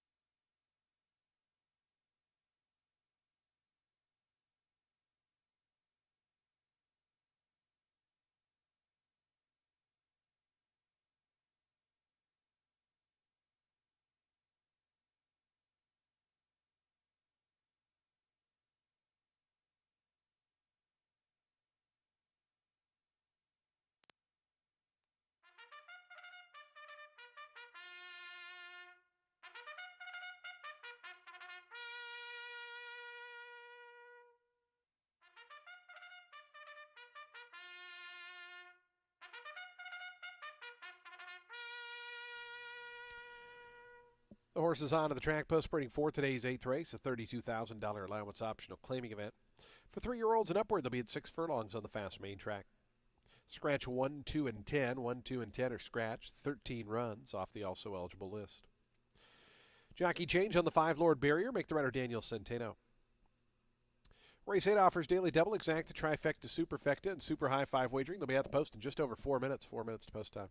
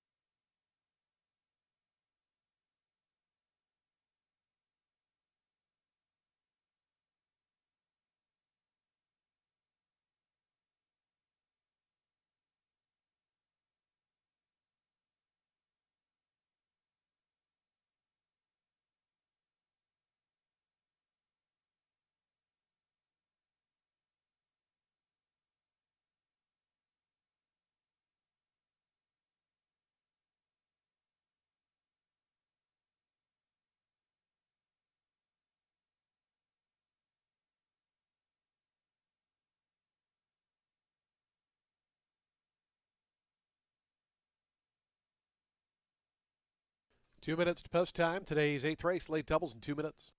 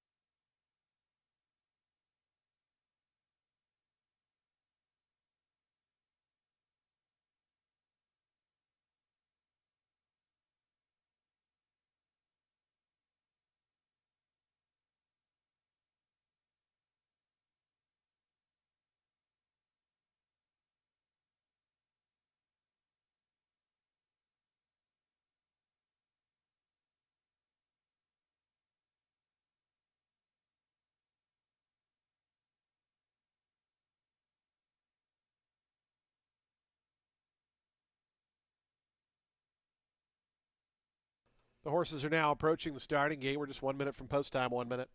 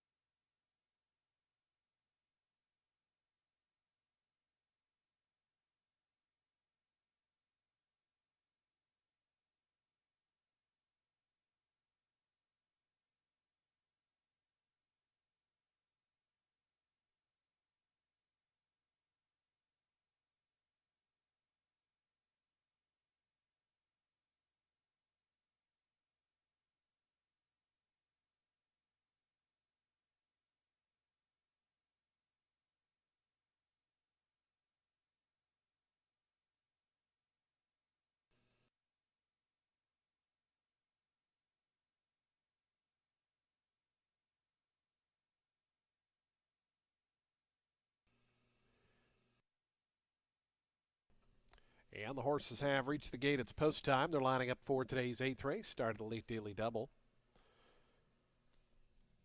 Field of 10 here at 6 furlongs. Your 5-2 post time favorite, number 8, Todd Caro. 9-2 on the 9, Skyloft. 5-1 on numbers 3, 4, and 11. Fluid Situation coming up. Looks like they're working with Mi Dinero to the far outside. Mi Dinero goes in. Fluid Situation moving up, so the inside and outside runners are loaded. Here's Todd Caro, the favorite, coming forward. Secret Empire and Skyloft going to be the next two.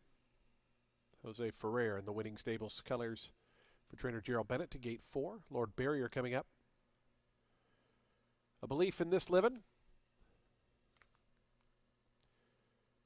The final 3 going to be Rocket Dragon, Capture the Time, and Impacto will be all set for a start. Late daily double time here at Tampa on a sunny Friday. Impacto coming up and in. They're in the gate.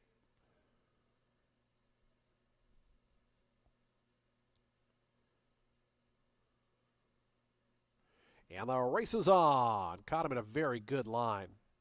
Capture the Time from the center is out quickly. Down to the inside, Fluid Situation is close up, and also Secret Empire right there. Those 3 across the course early. Then comes Skyloft, Rocket Dragon, Impacto. Those 3 in a line, 4th through 6th. Just in between horses there, Todd Caro's away in 7th. It's 3 more, then back to Mi Dinero. A Belief in This Livin' is second last, and Lord Barrier is the trailer. Is Fluid Situation, and Secret Empire go at it up front.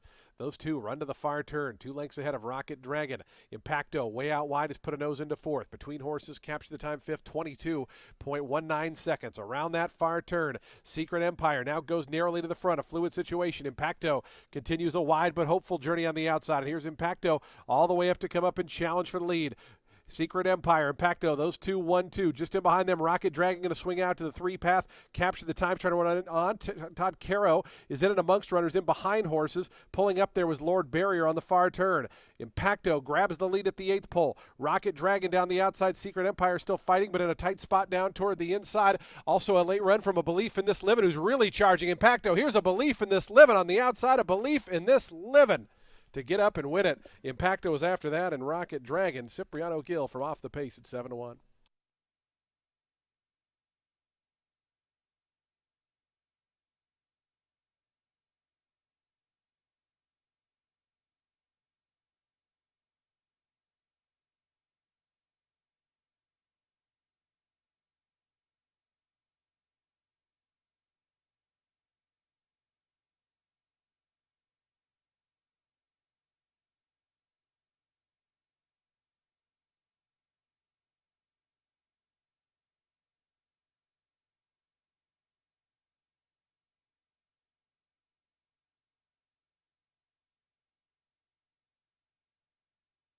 $11 in a photo.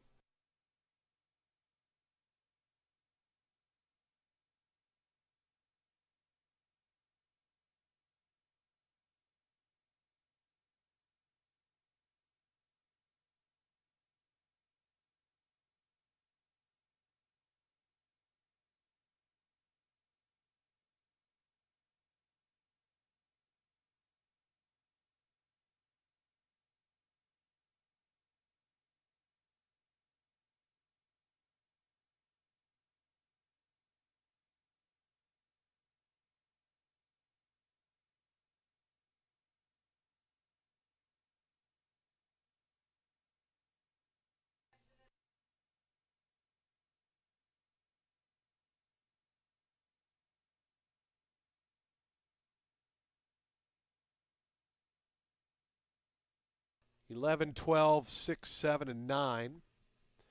Do have an objection. The rider against the number 8, Todd Caro, alleging interference against the rider of the number 7 shortly after the start. Again, 8 against 7. It does not appear to affect the top 3 placings, but 8 against 7 shortly after the start there. Kind of coming onto the main track is the alleged interference. So an objection, 8 against 7. Again, it does not affect the top 3 placings, but it does affect the unofficial fourth place finisher. Again, 8 against 7, looking at the run shortly after the start.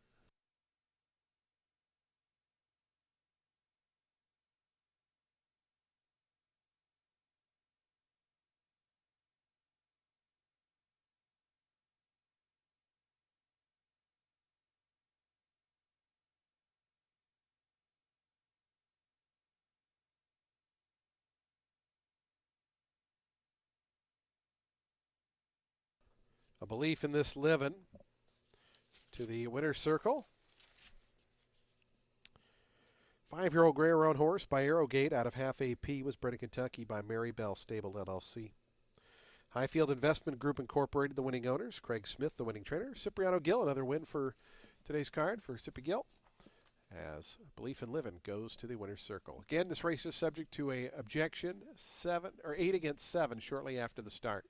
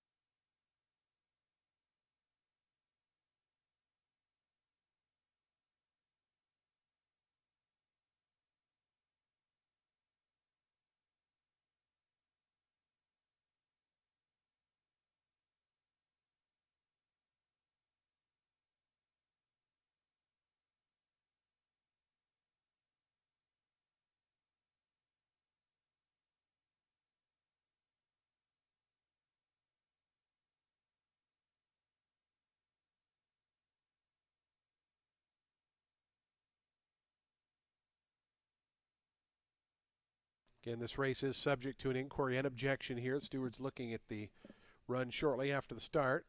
The objection was 8 against 7.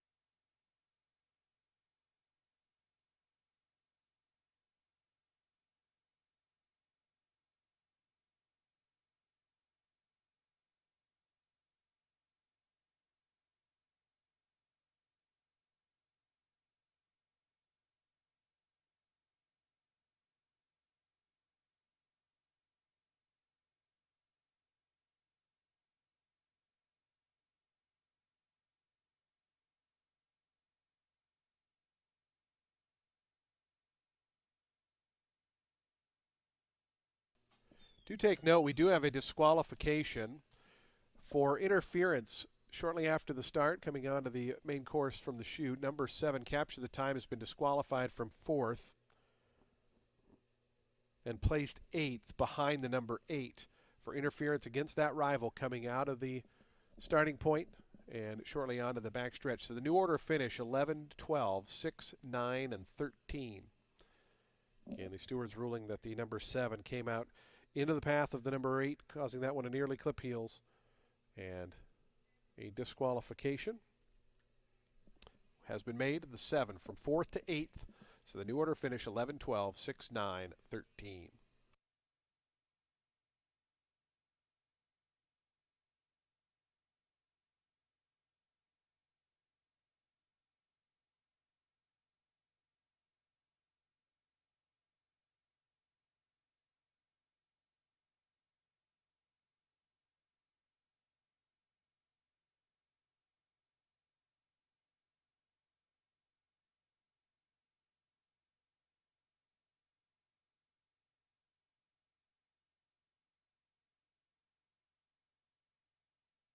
Price is on the board, $16.60 on the win.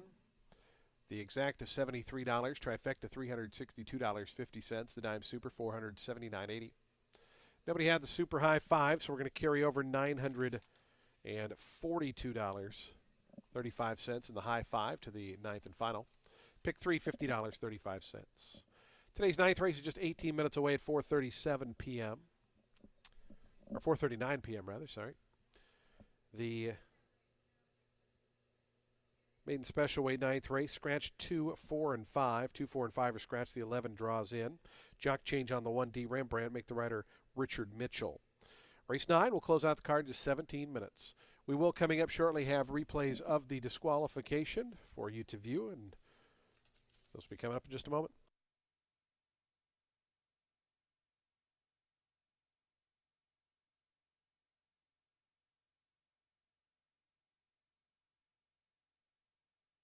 Coming up is the head-on replay of the disqualification. You'll see the number 7 here. A few strides out of the gate will veer out into the path of the number 8, forcing that one, according to the stewards, to nearly click heels, and thus the reason for the disqualification right there. Again, number 7 disqualified and placed behind the 8 for that interference.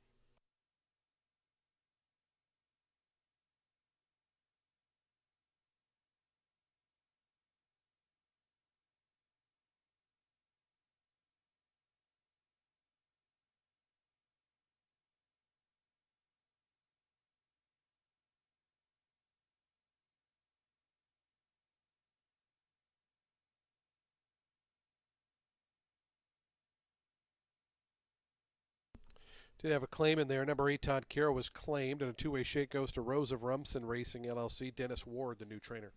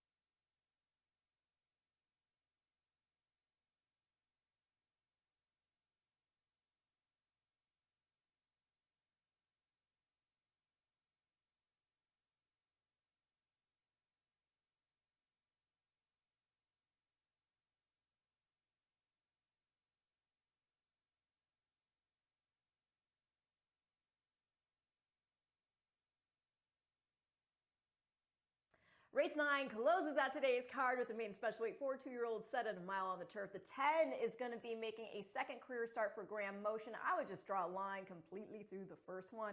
He broke into the gate, nearly unseated the rider. Somehow he stayed on. He got himself rebalanced, but the race was over at that point.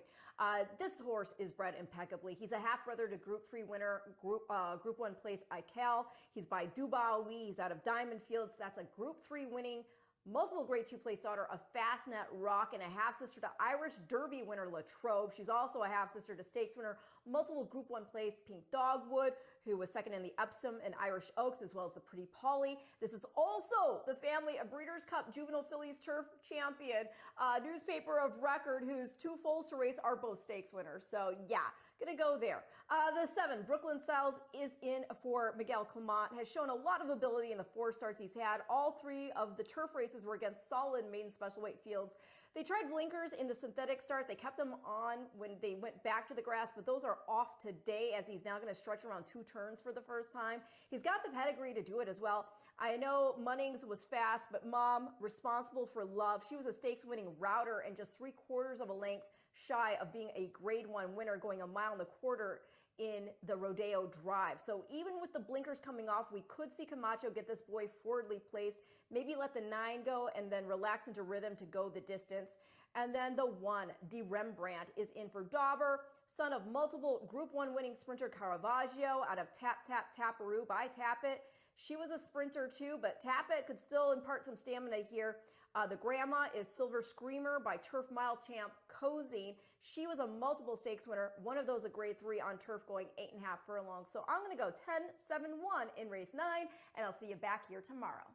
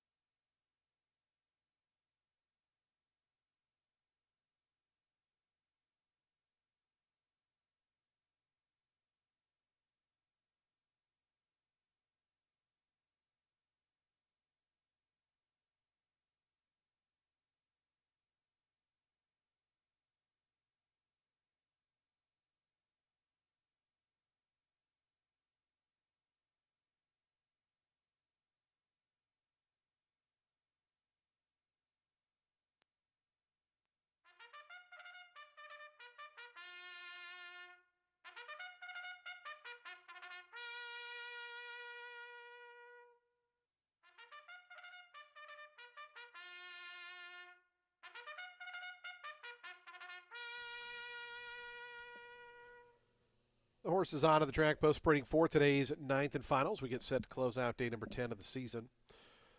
Field of 8 set to go mile on turf. It's a maiden special weight event for 2-year-olds.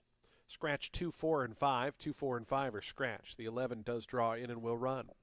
Jockey change on the number 1, D. Rembrandt, make the rider Richard Mitchell.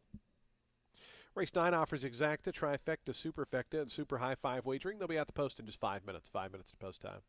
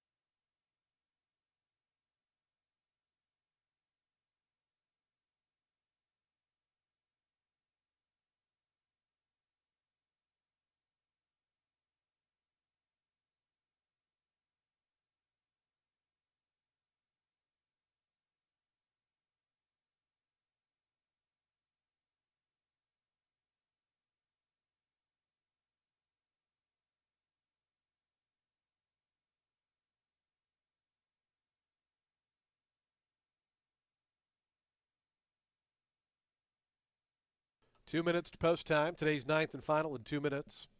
Fans, just a reminder, live racing back tomorrow.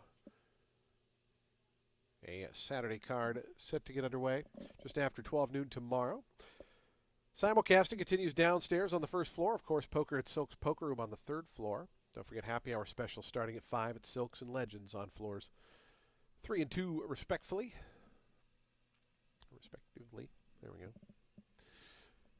Post time for the ninth and final coming up in just 1 minute.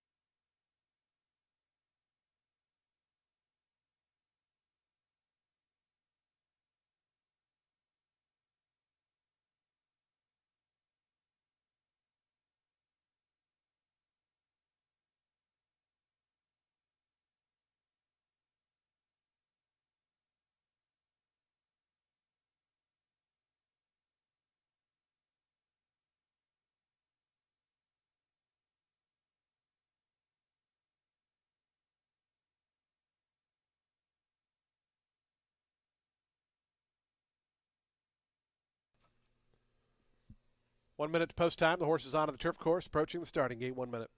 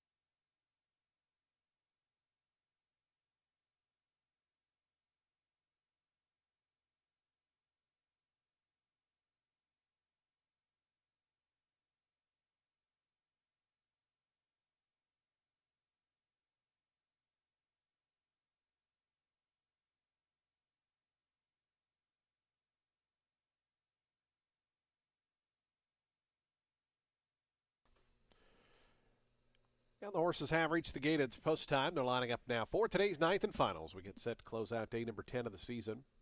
Back at it tomorrow for a Saturday of racing. 8 of them here in the finale. It's a maiden special weight group at a mile on turf. Your favorite 4 to 5 on the number 7, Brooklyn Styles. Sammy Camacho for Miguel Clement. Pampero moving up. Here's Mr. Mo's Magic to gate 8.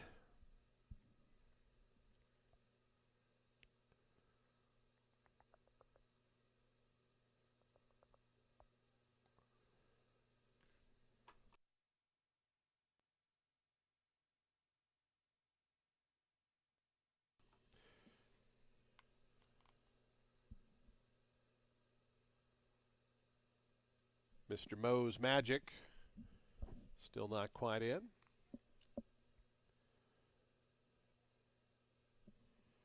Now he goes forward. Titano Coco along with Pampero, they'll be the next 2.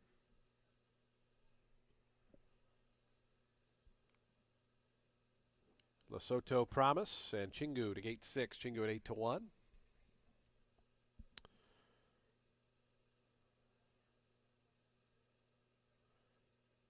The final 2 are going to be the favorite Brooklyn Styles and Chance on Me to the outside. We'll be all set to close out this Friday card.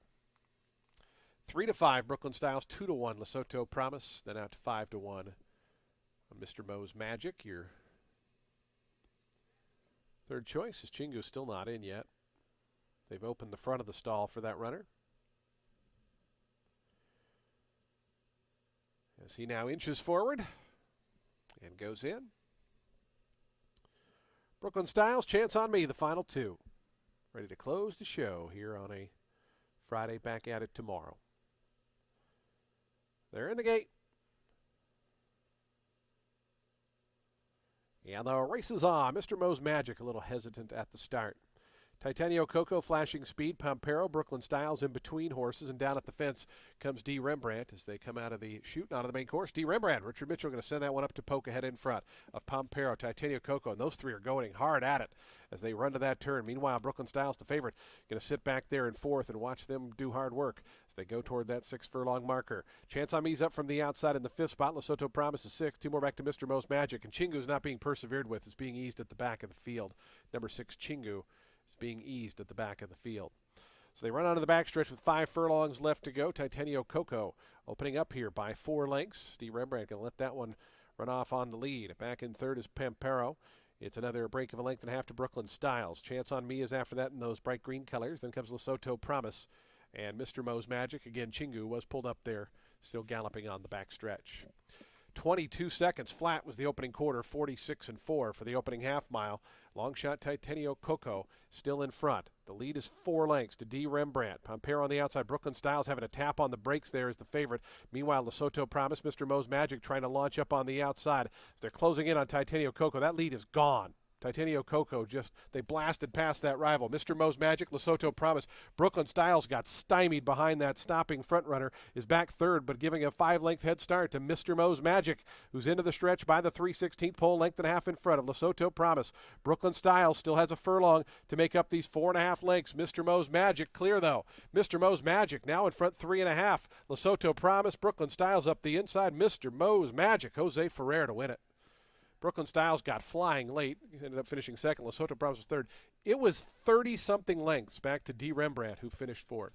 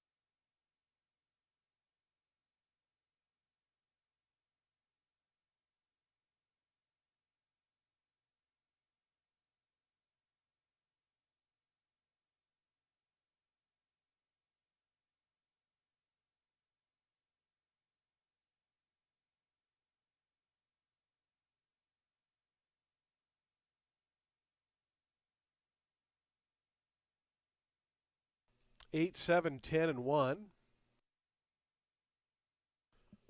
Number 11, Chance on Me, was fifth. 8, 7, 10, 1, and 11.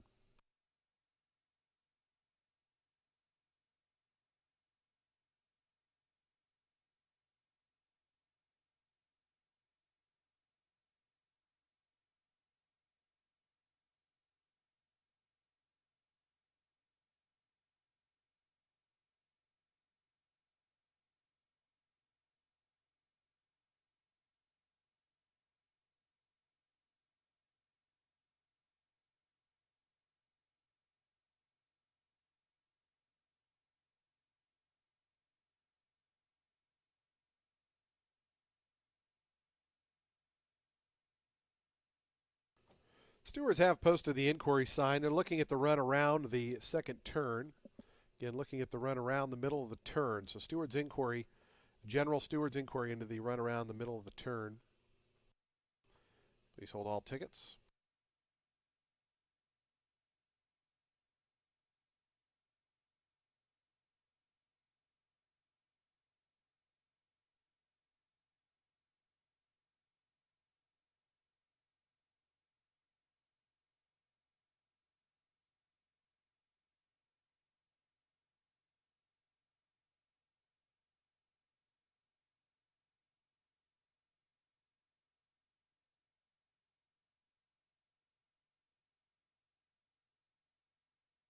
Again, a general steward's inquiry into the run around the far turn there.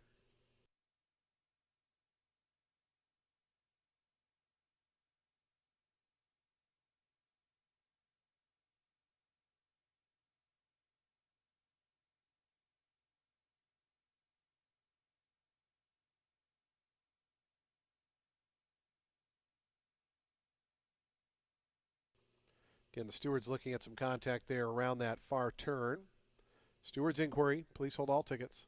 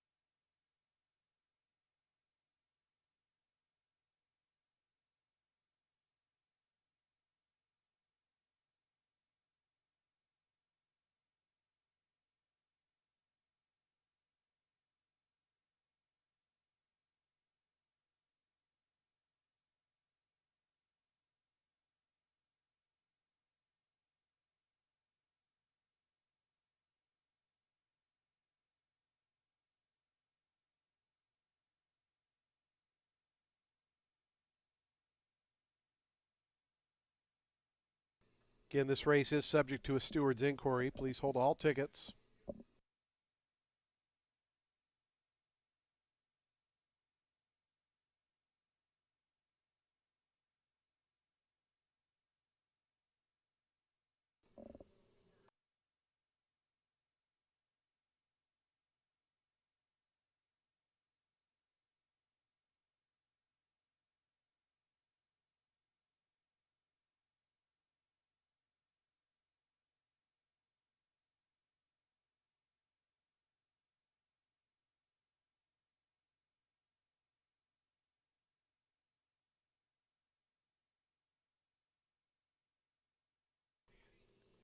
Again, this is a general steward's inquiry looking into the run around the turn. Please stand by. Results are unofficial.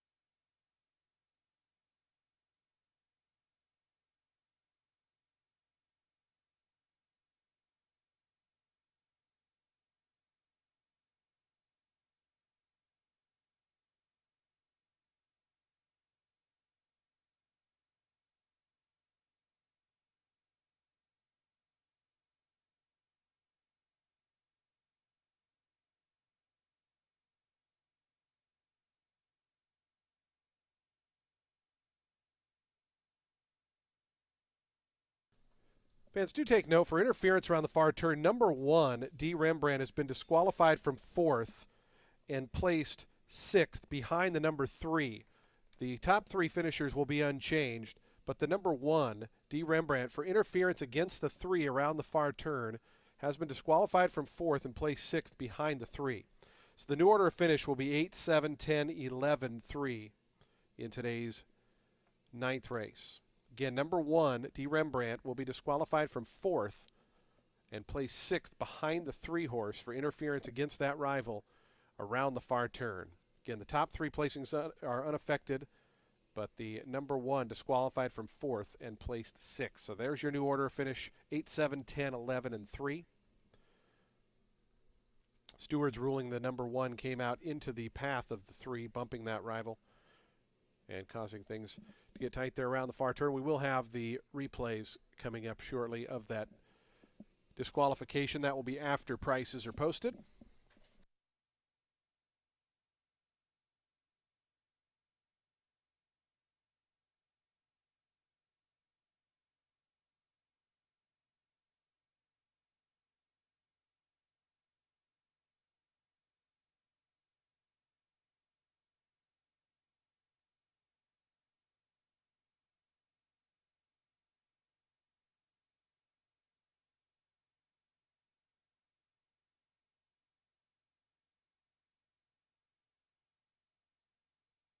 Prices are now on the board. Results are now official. $16.80 on the win for Mr. Mo's Magic. The exact to $10.10. Trifecta $16.85. The dime super $58. Daily double $130.30. Late pick 3 $172.65. Late pick 4 $208.85. Late pick 5 $522.80. And the ultimate 6 $564.32. Multiple winning tickets in the Ultimate 6, so the carryover goes to $13,496 into tomorrow's card. That $1 high five was hit for $10,711.90. Coming up shortly, we will have the replays of that disqualification from around the far turn. Again, number 1 was disqualified from 4th and placed 6th behind the 3 for interference against that rival. Stand by.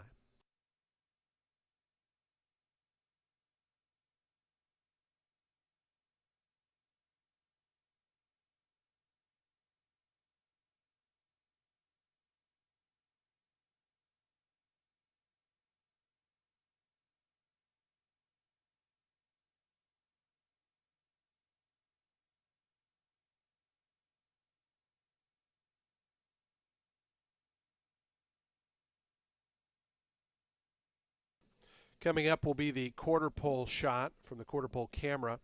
Again, we're looking at the number 1, who's in the black and yellow silks, red cap. Is going to come out here into the 3, who's in the all blue silks, forcing that one to then bump out into the 8 and kind of get throttled around there in between horses. Again, the stewards ruling the number 1 came out into the path of the 3, bumping that rival, causing that horse to get pinballed there in between horses. Coming up next will be the traditional pan shot.